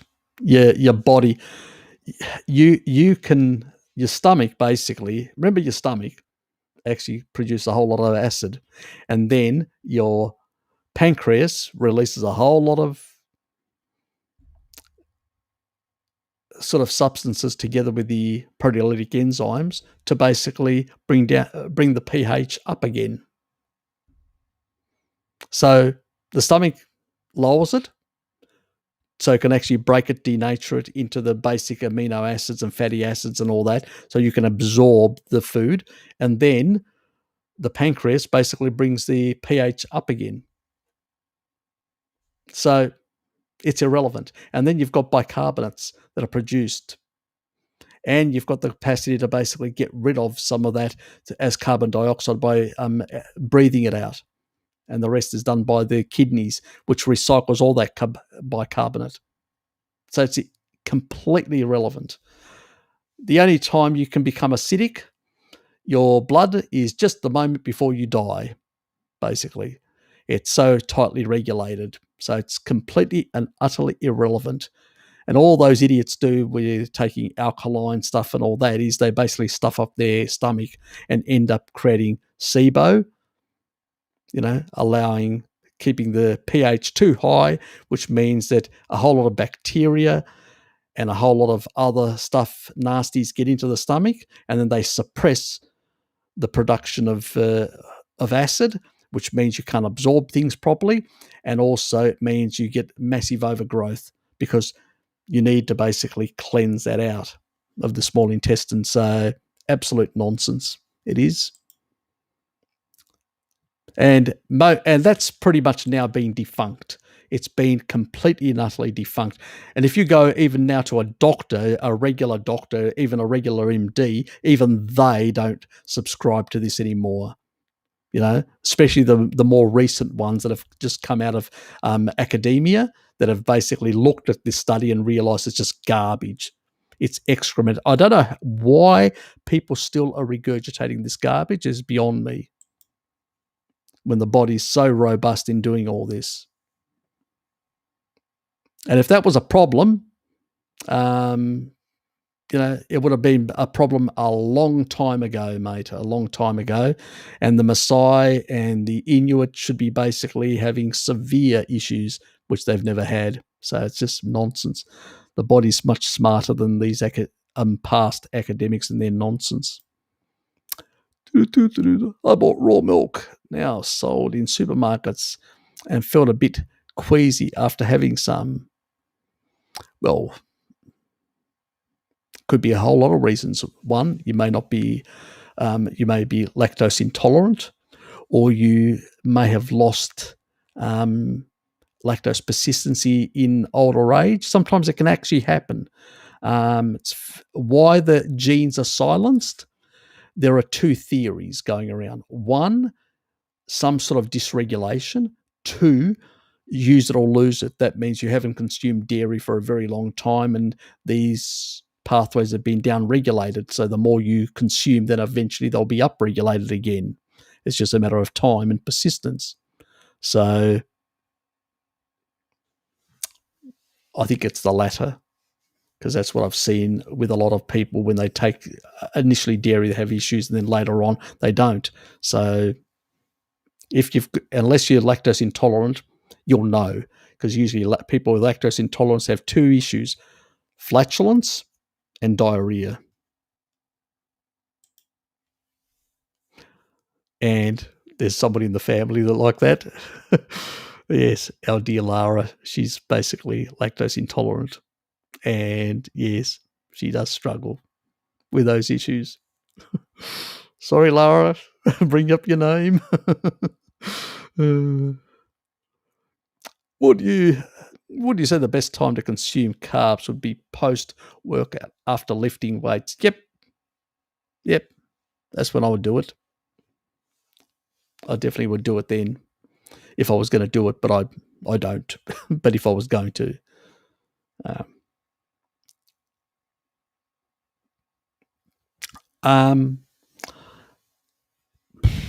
It depends. I do like pork chops with large bits of fat around them. Like they've got a thick, pork chops with thick amounts. I don't like the lean ones. They're just garbage, but thick pieces of fat like that around them are probably my favourite.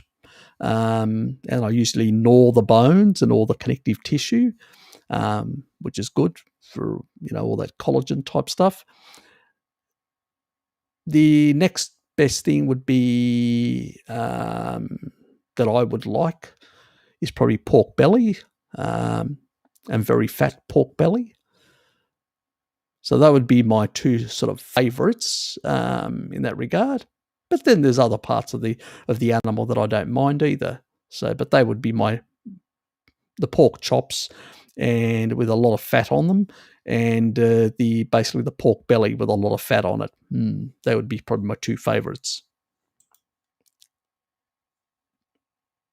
On the dairy front, what are your thoughts on water buffalo and sheep dairy? Pretty good, both of them. They're both A2 and they're really good. So, David Salvador. Oh, thank you, mate. Thank you. How are things in Spain? Gunda, thanks, mate. Appreciate it. Ah, yes. Line them up. Line those animals up. Yes. Yummy, yummy, yummy. What do you know about the N5G from meat? Saw a vegan say cause inflammation, metabolic syndrome. Absolute garbage. That would take a half an hour to explain, but absolute garbage. It's associational. The data's associational. Actually, Bart K's already done a video on that. You should go and check it out. I agree with everything he says. Blinky, good to see you, mate. Oh, plebs. Oh, thanks, mate. You old wine bag. I knew you'd be so colourful. Is my sort of the channel's troll? Yeah, we have one. We're special on this channel. we have special guests. Awesome, thanks, mate. I do eat a fair amount of eggs. Curiously, I rarely remember to drink water now before bed during the days even, and I've noticed no difference the next day. Exactly. Yeah, I don't. The more fat that I consume, or the more I'm in a more low carbohydrate state, which means I'm using my own fat from my own body, you hydrate. As I said, 1 gram of fat will give you 1.1 grams of hydration or mils. So you get 10% more. When it's sugar, like carbohydrate, it's less. You only get 44.44. So you don't even get half the hydration. You only get about slightly, 44%. Not 110%, but 44%. So you're getting more from, nearly way more than double, 2.5 times. That is why you don't feel thirsty on a diet where your energy is coming from fat. But when the energy is coming from carbohydrates, you do feel thirsty. It's the reason why we've got this crazy recommendation of 8 glasses of water every day, a whole bunch of liters of water. And if some people don't put enough salt, they can actually get really, there are people that have actually died from excess water toxicity and not enough sodium. So, yes, crazy, absolutely crazy. Yes, there are a couple. I'm going to do a video on those. There are a couple of waters, spring waters and stuff like that are much lower in deuterium compared to regular tap water. So you don't have to fork out shitloads of money compared to basically metabolic water. So if you go get deuterium depleted water, it's very bloody expensive. It's just not affordable for the average person. And most people only need water to basically occasionally here or there, maybe for a coffee or maybe for a, the occasional drink here or there.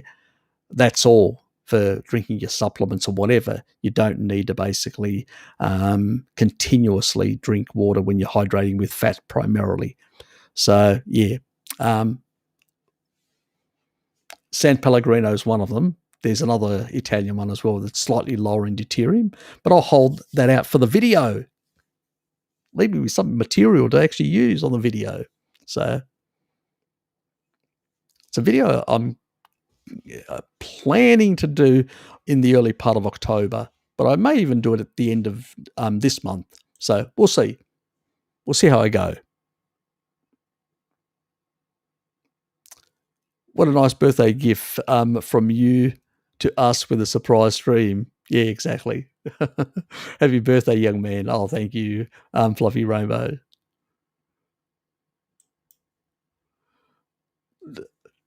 Trouble.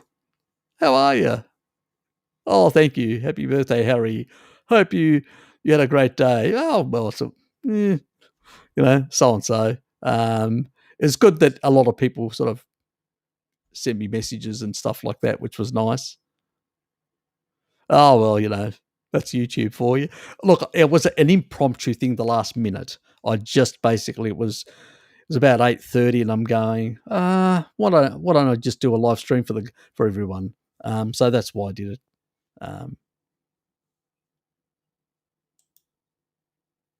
Because, Sunday I had plumbing issues. So plumber sorted it out yesterday. So that was good. Spencer, thanks, mate.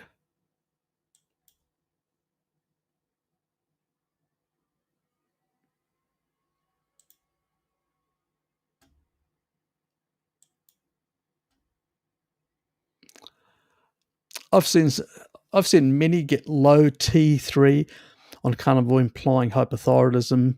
Do you think this is just a protective mechanism, like you said, of reverse T3? It depends on a lot of factors.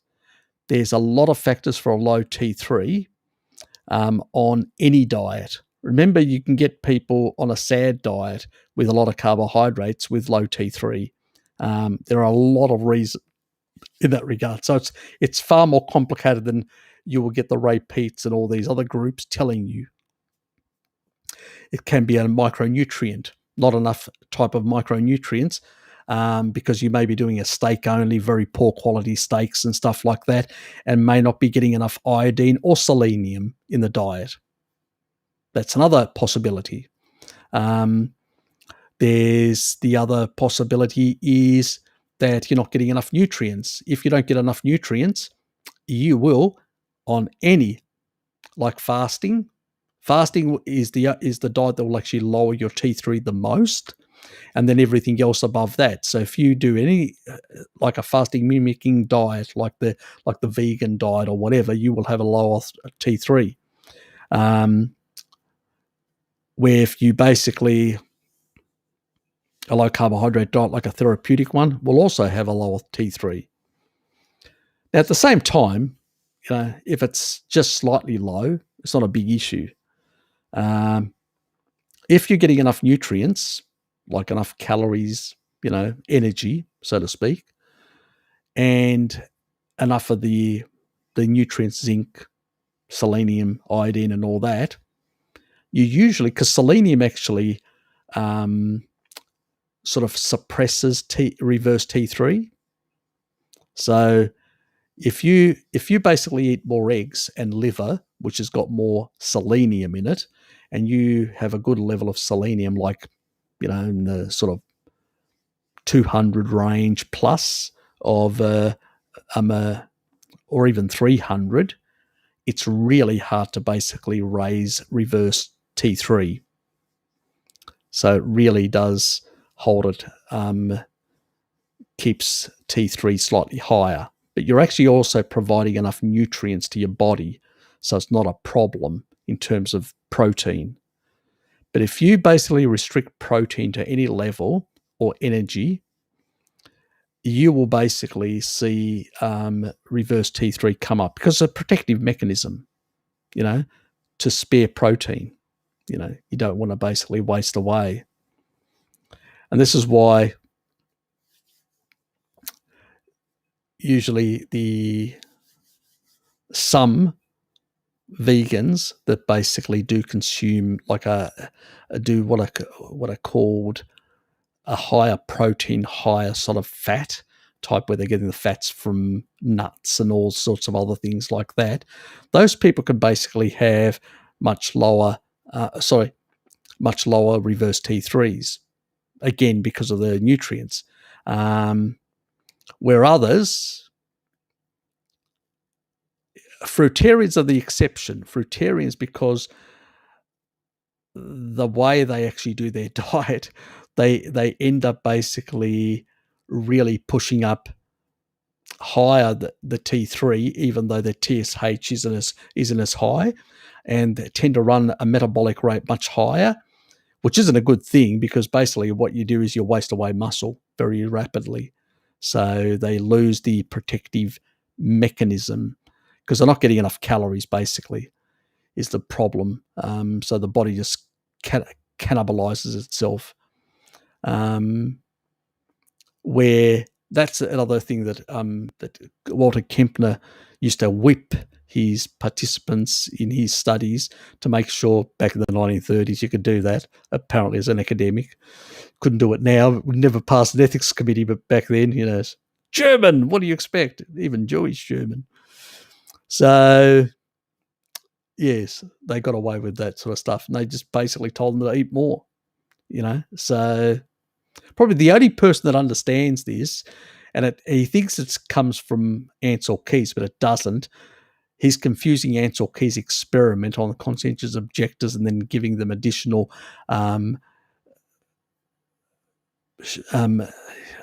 food, which basically ameliorated that, but it's not exactly that. It's basically Walter Kempner's work that Keys and many others are based on, which basically shows that when you have excess sugar in the system, you actually achieve something very similar in terms of muscle sparing and all that you get basically even with a low carbohydrate diet. So, but these sort of things like T3, reverse T3 and all that can vary quite a bit for a lot of reasons. They can vary, can be an autoimmune system that low vitamin D is implicated with autoimmunity, and and also certain nutrients that are very important. So all these factors can be at play. It can be so complicated. People sometimes come to me and I'm going, well, give me an outline exactly everything you eat, do a food diary, and then present me the food diary. And then I can go through the food diary and actually see what deficiencies and what's actually happening. But without something like that, I've done it with about 2 people now, but it's not something that I do. I don't, I usually encourage people to go to people like Bart, who does it because I've got a day job. I don't have the time. That's why I don't talk about it anymore. I used to, and then I sort of too many people started asking me for, and I just didn't have the time, so I just dropped it, didn't talk about it. So don't expect if you come to me asking me for something with a food diary that I would basically look at it. It'd probably take me 2 or 3 weeks before I even looked at it, because I'd say, nah, there's too much effort. I'm gonna look at something which is quick. I can reply back quickly, like a lot of the comments I do and stuff like that. But if it's going to take quite some time, just keep that in mind. Anyone out there that is thinking about trying to blast me with a whole lot of emails in regards to things like that, it's a question of time. And this isn't a full-time gig. Just remember that for me.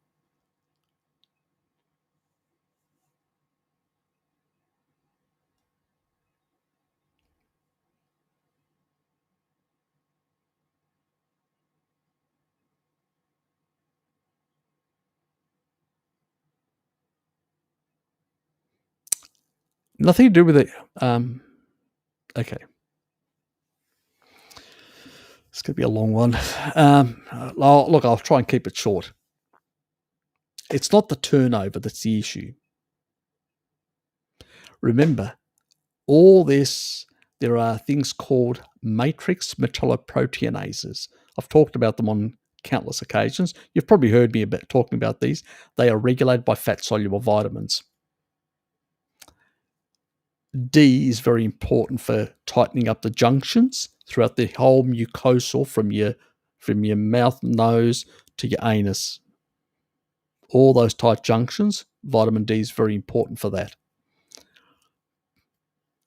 A lot of the actual collagen, your gut lining is made of collagen. Most of your body's made of collagen, even your bones. A lot of the turnover may be happening, but you need that regulated. And the regulator of that is the fat-soluble vitamins. They regulate these and keep them within a certain bound. If they proliferate too much, that means the liver produces too much MMPs, you can actually have a lot of breakdown of tissue, severe breakdown. That's what happens to the vegans. But with enough fat-soluble vitamins, you can regulate that and temper it down to to a normal physiological turnover. And so then you actually have repair, healing at the same time. And healing takes time because not all tissues are done at the same time. Think about the brain. Remember what I said about earlier?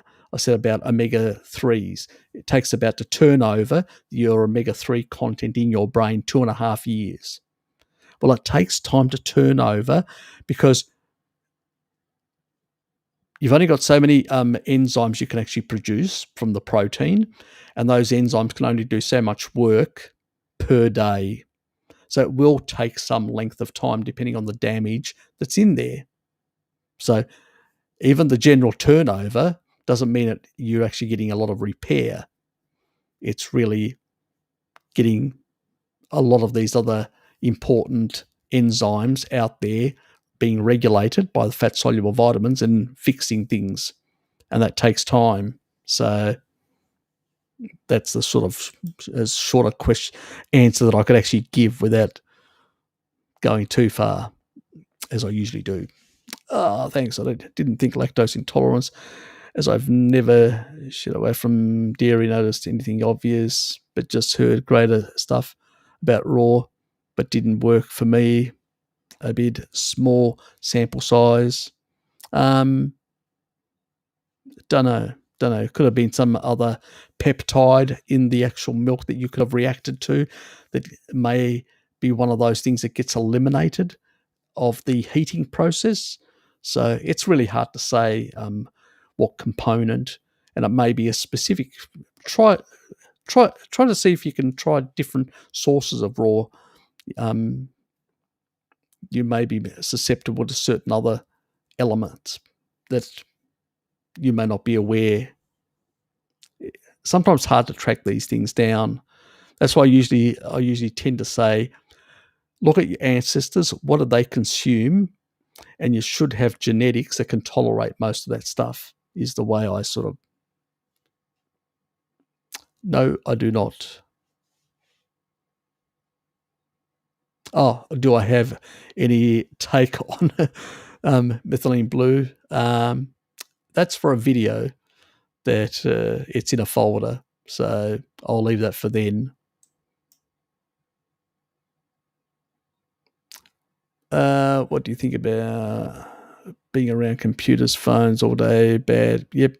The blue light exposure. That's the blue light component. Look, these produce electromagnetic fields, and a lot of them are what we call dirty electricity. They're not DC because they're connected to AC systems. Laptops probably are less problematic because they do have a DC type battery system, so they're less problematic. But it's the photons, the blue light, the blue spectrum photons. So that's why I've got this here, but I've still got melanopsin receptors on the skin, so I'm still getting some blue light in that regard. But I do have a program here that basically lowers the blue spectrum on my screen, so that helps as well in that regard. And I've got my new monitors, which I'm going to set up with my new system, which I haven't done yet, which have got the Philips, and they've got built-in blue reduction. There's a lot. Your lighting, see, my lighting is sort of all blue light blocking as well. So there's a lot of that sort of stuff as well. So it's a few other things you need to look at. I've noticed many old women have thin hair. Yeah, it's usually because they're not getting enough biotin. They're not getting enough, sulfur. They're not getting enough. They're not eating enough animal products. Basically, enough protein, sulfur, and biotin. Some other nutrients as well play a role. But one of the easiest hacks to basically thicken your hair up that younger ladies are using at the moment out there. It takes a bit more effort, but young ladies out there are actually using as a biohack MSM. So MSM amongst ladies that want to really thicken their hair is really popular. They take a couple of grams every day to thicken their hair. Again, because sulfur, the keratin, in the to the sort of this collagen type keratin to connect, you need basically sulfur amino acids.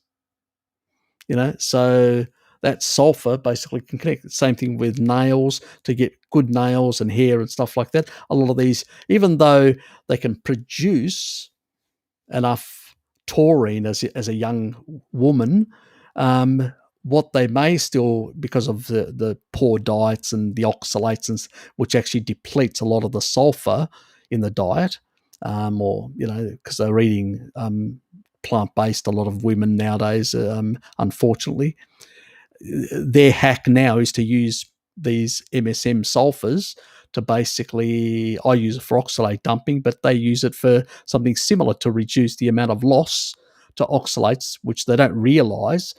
And they use the excess amount for improving their hair and quality and stuff like that. Really, it's really that a lot of older people nowadays are just not eating.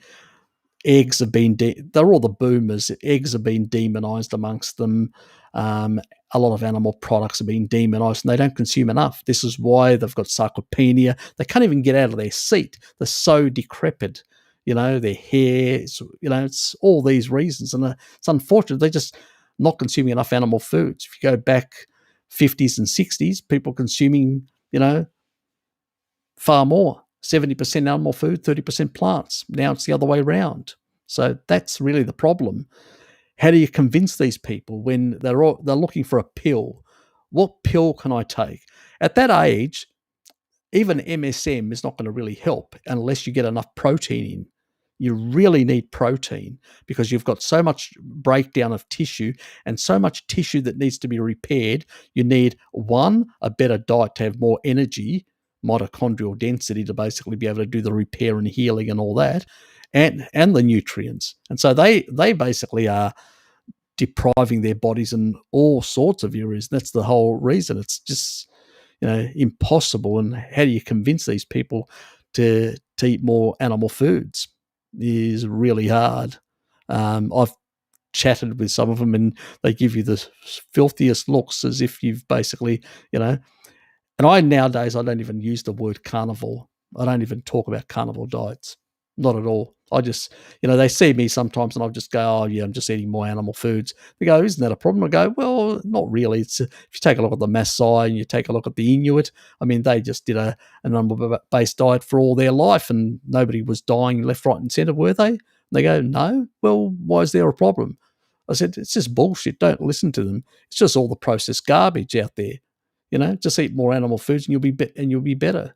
And that's how I leave it. I don't try and go into the nuances because you just lose them. They're not interested. The majority of people out there, unfortunately. Spring water would be just something coming down the mountain as opposed to, well, it's the fractionation due to deuterium depletion. More UV up there. My gut tests showed low lactobacillus. A lot of people's are low lactobacillus. You're not the only one. Remember, many people have been consuming for years. Yes, you would benefit from the Ruteri and some of the other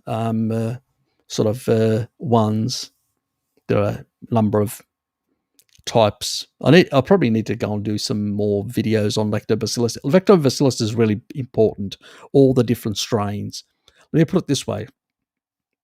When you come out of your mummy's birth canal, you are coated, absolutely coated, to buggery with lactobacillus strains. That's how important it is. But they are extremely vulnerable to antibiotics and glyphosate, which has got antibiotic mimicking properties. And unfortunately, the majority of us since birth have been using too many overprescribing, have had overprescription of antibiotics in our life, and far too many plant foods which are sort of GMO types and that have basically got glyphosate in them, and we've decimated our lactobacillus. That's basically what it is, So it's the unfortunate situation. And it means that you sort of have to supplement. You sort of have to start eating appropriately to fix all that, and it takes some time. So, yes.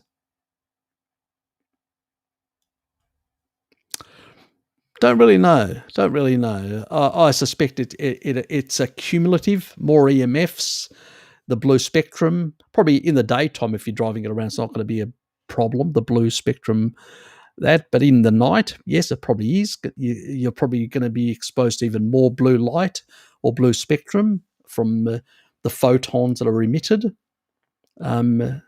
So, yep, because all that energy is, photonic. So, yes. Elizabeth, thank you. Happy birthday, Harry. Yes. Nice, simple, easy. Hey, Harry. Harut. Can't stay, but very happy birthday. Thank you. Here's to the next 55. Ah, yes. Let's make it 110. Yes, I agree. Sounds like the plan. Sounds like very much the plan. You're only 1/3 through life. God willing, exactly. I'm trying to biohack myself to well over 100. Let's put it that way. So, still working on that. There's a lot to be done. A lot to be done. It's a complicated thing. So, I mean, we're looking at the senolytics are a very important facet, but some level of now we don't want to overdo, as I've always said, we don't want to overdo the niacin. We need it.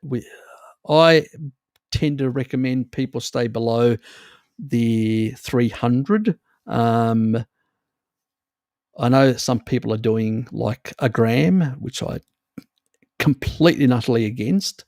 I think it's really wrong and dangerous.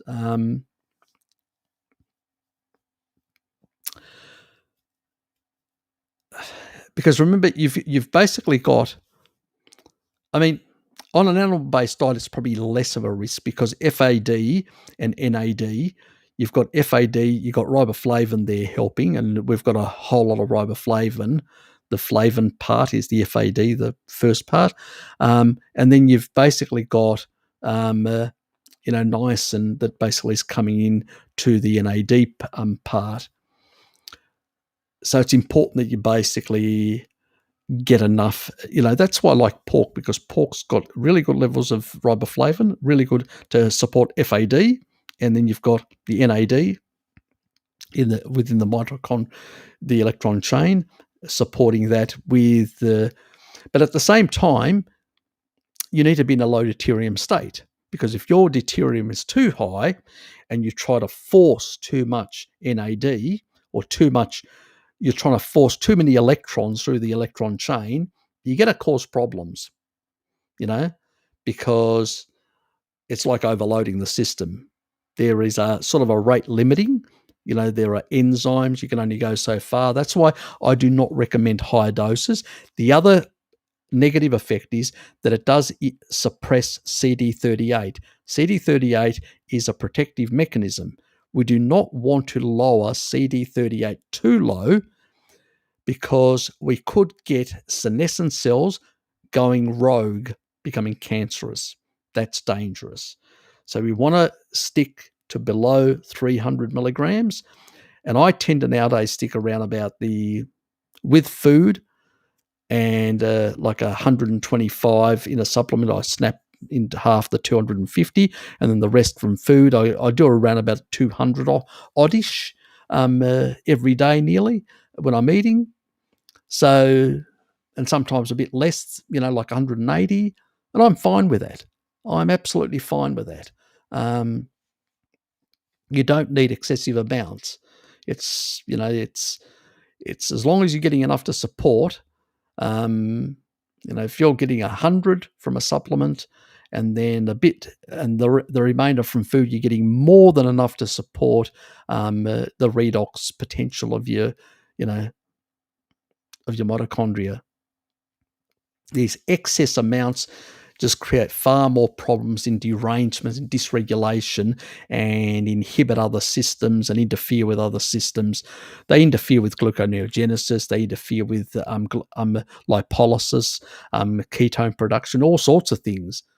It's just not a wise thing to do, you know. Just because David Sinclair's on a kibble diet and basically sticks the way he deals with his kibble, with his excess sugar. He uses metformin and then tries to force the system to work harder, dealing with those excess carbs. It's not. I don't think that's a long-term strategy, a very good long-term strategy. Especially as you've got over time those CD38 levels going up. Not a good idea. I think there's too many risks associated with that in terms of cancer long term. You got to do the biohacks properly and really think about these things. I think one of the best ways to work is to basically anything that it can bring about new cellular, like exercise. I mean, even supplements like Soror that actually produces stem cells, exercise. But as I said, when it comes to stem cells, if you've got an active cancer, it's a no-no. You do not use that stuff at all. But if you're not, if you don't have any sort of cancer condition, you're just a regular person, then stem cell like Soror is fine. Exercise, fasting, even certain types of, consuming highly saturated type fats like you get in dairy products in particular are very good for reverse electron transport in terms of, the biogenesis of more mitochondria density.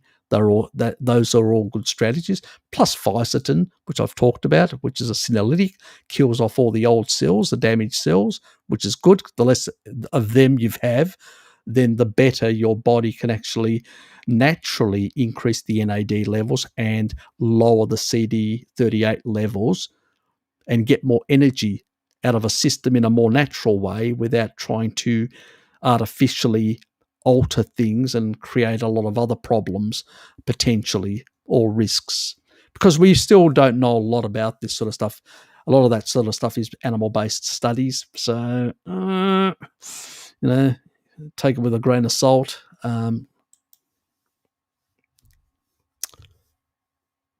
Well, Harry, still going strong. Impressive stamina for 55-year-old. Thanks, mate. And dry fasting as well. I'm surprised that my mouth hasn't, dried out completely of talking about so many things. What do you think people are saying reasons why men in the past had, and no, I know it was because lost blood hunting in wars and all that. Absolute garbage. Absolute nutter garbage. Basically, I've seen a number of carnivores that have come to me and talked and actually have seen complete remission, or that have basically got iron overload disease. This is not sort of makeup like Frankie does, or other idiots out there that have got no idea. We're talking about people that have got hemochromatosis genes. They go on a carnivore diet and it resolves everything. Two possibilities here. One, this is theorizing, hypothesizing, is that basically from what we can see is that once you take out the plants, the non-heme iron, it seems like some of these people have got some of the enzymes don't work very well. That includes the conversion ones. So the overload may be happening because of a lot of the plants that can't be dealt with properly, which is one theorizing part. The other part is there could be other things at play. That means some of the genetics that have to do with hemochromatosis and some of the enzymes that are required may be vulnerable to damage or, in the way they function. Again, due to diets like sugar glycating factors and stuff like that. So there could be a whole lot of these other things. And when you take those out in a carnivore diet and you eliminate those culprits, it seems to resolve everything. And the regulation of iron seems to work much better on a carnivore diet. That's what we've seen with a number of people. I've seen with 2 people that I've dealt with, and 1 person that actually came onto one of my live streams and actually said, I had the same experience. And I'm going, can't be coincidence. You know, we don't have research in this area. There's no research on carnivore diets. Okay. So I can't say with definitive, but what I can say is there are 3 N of 1s that show. And we're theorizing now that it may be these enzymes that are converting, and the non-heme could be one of the issues. And there could be some also the vulnerability of some of these enzymatic pathways due to some of the dietary inputs. But it could be both. But we still don't have any research. There's anecdotes that sort of indicate that these things could be at play, because we've seen some people using honey, which is highly glycating, but nothing else, just honey in a carnivore diet, and actually having worse outcomes. So that could be a factor, but there could also be the non-heme stuff as well, because that seems to be a factor in some other people. Both could be at play, the glycating and affecting the enzymatic functioning. So still not clear on exactly all the dynamics. We really need research to be, but what we can say is that a number of carnivores are basically claiming that they've had resolution. You know, if they're going and getting themselves tested and saying they've resolved this on a carnivore diet, you know, just because I can't explain it, and no other person can explain it out there because there's no research and we haven't looked at the mechanisms yet, you know, we're theorizing about some of this sort of stuff. So that's where we are at the moment with all this. I know they drink a lot of blood from animals. I don't think they lose blood. They're like apex predators out there. The lions see a Maasai walking and actually run away. They know who's boss. I don't think they've got really, they just go around, they sit around, move around their animals and to graze, and that's about it. So, no, they don't have any blood loss or anything like that. So, and I have no idea what the hemochromatosis levels are within that community anyway. So I haven't really looked into it, so can't really say. So if you're born vitamin C, via C-section, yep. Coming into the world, deficiency, yep, definitely. Yeah, that's one of the things. That's why they talk about basically in some hospitals, they literally have a cloth, which is sterilized cloth, and they put it into the vagina of the woman, and they literally coat all the bacterial, and then when the child comes out, they wrap it around the child so they can actually give all that bacteria to the child in those hospitals where they're more enlightened. Not all hospitals, the majority of them aren't very enlightened, unfortunately. So that's not happening. But yes, that's what you usually get when you come out of the birth canal. You basically get shitloads of the lactobacillus, and then we do a good job of taking glyphosate, which has got a antibiotic mimicking, and we know because Monsanto's themselves have got a patent for antibiotic use for glyphosate. So I don't need to basically prove anything. They actually registered a patent, the company themselves. So that's what I base it on. So that antibiotic effect, which is in the food supply, it's like having a low grade antibiotic every day if you're on a kibble diet, or like a lot of us, we're eating a lot of these things. If you're doing that plus overuse of antibiotics, and not putting some of that stuff back because you're not eating animal foods that are rich in these acid-loving bacteria, because that's what lactobacillus is, acid-loving, which is the animal-based foods, have higher amounts of these beneficial bacteria. If you're not eating those foods, you're not getting enough anyway to restore some of your levels, and you're going to be deficient or very low in it. And that's what a lot of people are, unfortunately, is the reality. And it's the reason why they have a lot of the health problems that they have. And all of these sort of, these modern day issues with people not being able to digest certain things or dairy products or many other things today has a lot to do with the lack of these bacteria that are very important for that purpose as well. And it's the reason why you get them from your mother, because you're breastfeeding, you're getting milk from the mother. You need to basically have these. These are the first bacteria you get. So you can deal with milk much better as well from your mummy. Yes, all that sort of stuff. I thought I'd throw that in, the milk thing. Yes, do not run around asking for baby's milk. Anyway, Kimberly, hi. Happy birthday, Harry. You're a blessing. Appreciate you so much. Always learn so much from you. You're welcome.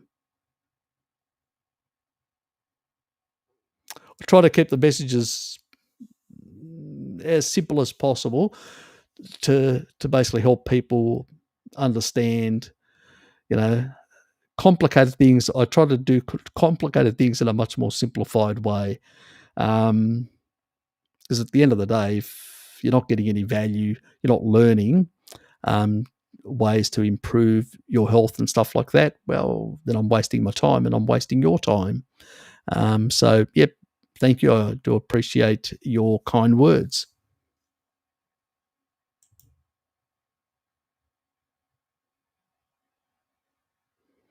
No, I didn't say that. I mean, if you want to donate blood, it's probably a good thing. You're doing a good thing for your community in that regard. So there's nothing wrong with donating blood. There are many blood banks out there that need the blood for the whole lot of people are out there.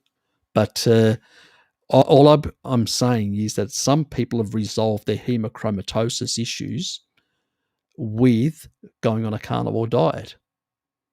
And I mentioned some mechanisms, but we don't know exactly all the mechanisms. Is it just these couple of people are just lucky, but it's not going to work for everyone? Don't know. Do these people have some other genetics as well that may allow them to use certain amino acids in the animal foods that help to improve this whole issue in terms of the management of iron in the body? Not sure. As I said, we don't have any research. We're only speculating about a couple of things that we've got anecdotes about, but we don't really have like crash hot science. So yeah, and as I said, the stuff that I said earlier is hypothesizing and speculation on my part on possible mechanisms. Doesn't mean that it could be proven completely. Could be a completely other mechanism that we're not even aware of. So I could be completely and utterly wrong on that. So as I said, that is hypothesizing the most plausible potential things that it could be. I'd be surprised if it was something completely different. But then again, I've been surprised before, let's put it that way.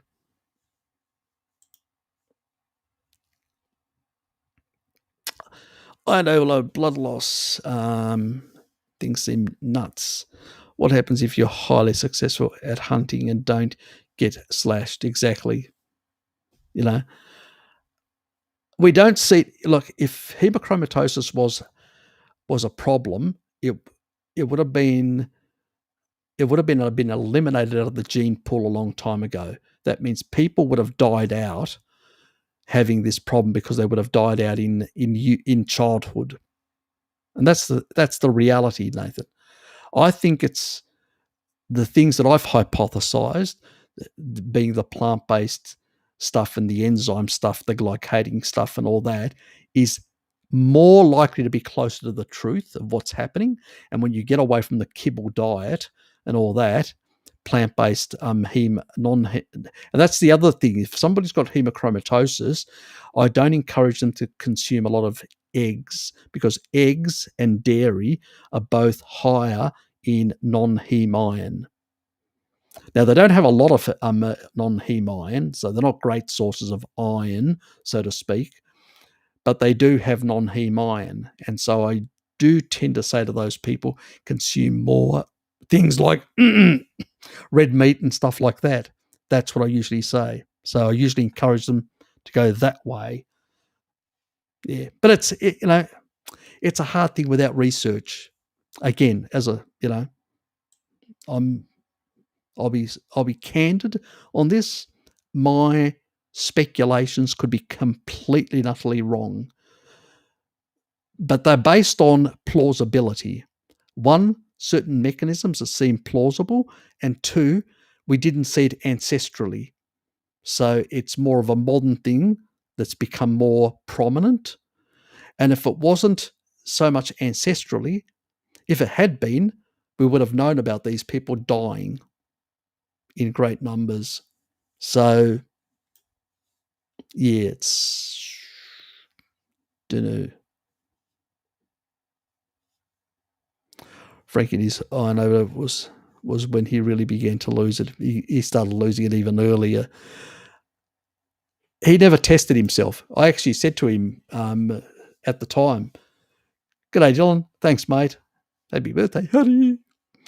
Yeah, Dave, I actually said to Frankie at the time, I said, have you tested yourself? And he said, no, I haven't. I know it's this. I go, are you kidding me? I actually said to him, I said, Frank, unless you test yourself, you don't know anything. And I don't know whether he's ever tested himself for hemochromatosis or even checked his DNA.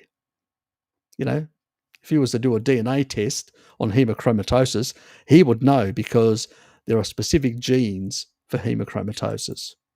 And if you don't have them, there's no bloody way of getting iron overload if you don't have hemochromatosis and certain other factors in lifestyle. Harry, sorry for this topic, but Sean Baker showed his studies and iron was elevated. Is it normal? He said he was not worried about it, but he's still alive. Look, I don't know about his genetics. As I said, unless you know somebody's genetics, you don't know what is, because there are other things like, high ferritin storage can also be due to an infection. So you can have a viral, bacterial, a fungal, all sorts of infections. I mean, just because you're on a carnivore diet, you could be in a place where you've got a mold infection. Well, that's going to basically have an effect on your iron storage. So, or get exposed to a virus like COVID, or some bacterial, sepsis type situation. There are so many things that can be at play, even low grade things that can be at play. So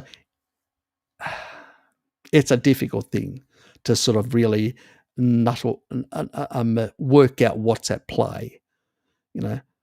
It's like, I agree with Bart on one thing that he actually says, that you have to take a lot of different measurements at different times and all that to be able to work out what's actually happening in somebody. One snapshot at one point in time is, who knows what factors are at play at that point in time. To really know, you've got to take snapshots at multiple times, so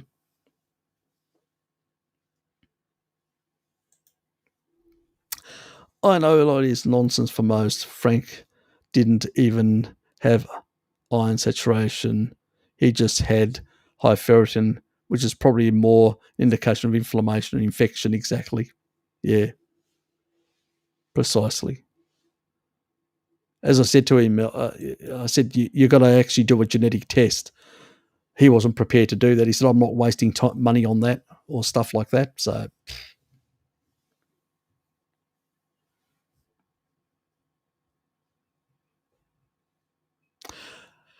I can't even remember because Frank started saying all sorts of things, bizarre things, and all sorts of other things that he thought and he would do and all that. Never got around doing any of that sort of stuff.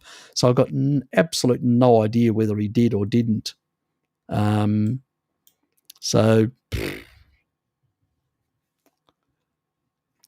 maybe the participants sounds like a great idea to study on vegans. I'm not kidding you, Raymond. Walter Kempner, he used to whip his participants to make sure that they consumed enough sugar so they wouldn't waste away there. Because if you have a caloric deficit, then what will happen is, like a severe caloric deficit, what will happen is you'll start wasting away your muscles. So he made sure they got enough sugar to prevent wastage of muscles. So, and it doesn't really matter because if you're on a very low fat diet, then what happens is that excess could actually go through an uncoupling of mitochondria, like what happens with very high ketogenic, therapeutic types. You get this uncoupling effect. So, you still lose weight, you get this uncoupling effect. So it's not the same thing as a mixed macro diet in that regard. The difference is there are two factors at play. Nutrient density is lower on such a diet, which means that you will become deficient over time if you do it for too long. He did it as a therapeutic thing, as a short term. He didn't understand ketosis at the time, and there was no understanding of the Randall cycle because Philip Randall hadn't published it until 1963, so nobody knew about that. So it was just another novel way, like the John Hopkins using for epilepsy ketogenic diets back in the 1920s and 30s. So he was using this method. So it was basically, unfortunately, then it was, if you wanted to learn anything new or whatever, you had to go literally to basically a library and try and get this information. There was no internet. There was no way of knowing what other people were doing. So he would have had no idea that what John Hopkins was doing, as an example. So people are just doing things in a very disconnected way. It's just the way it is, so.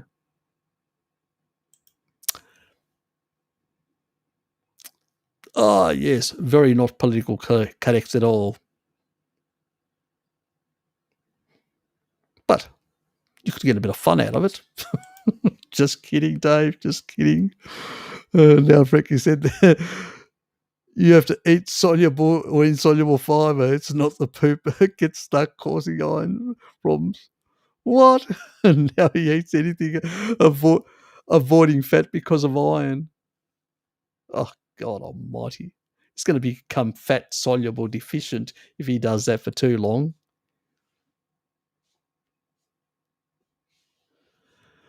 He's lost the plot.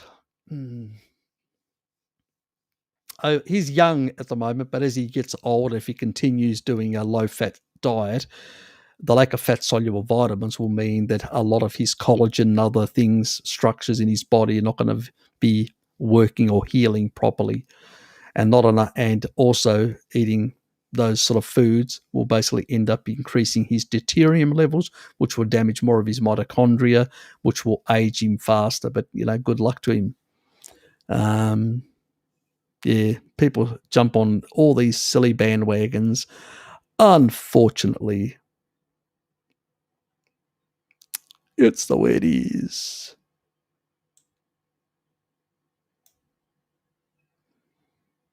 I may have missed some of you. I'm not sure now. Did I or didn't I? Oh, anyway. Yes, so brought up a few colourful characters from my past in that regard. Anyway, guys, it's about 2.5 hours. It's about 11:30. I do have work tomorrow, so I better head on to bed. So I would love to stay a bit longer. It's only 2.5 hours. I've still got plenty of energy to stay on longer, even though I've had a full day of work. Nothing like a carnivore diet to keep you going, even at 55. But I do have to get to bed, and I do have to wake up to go to work tomorrow. So it's 11:34 p.m. Australian Eastern Standard Time. So thanks for turning up. I appreciate your support and all your best wishes and all that. So that's very much appreciated from all of you. And we'll be back we'll have the regular live streams this coming Sunday. So they'll back to normal, all that, which will be good. So back to the regular gig. And hopefully next week I can get some videos out as well, some little small ones. So I want to. There's one or two additional. There's two more.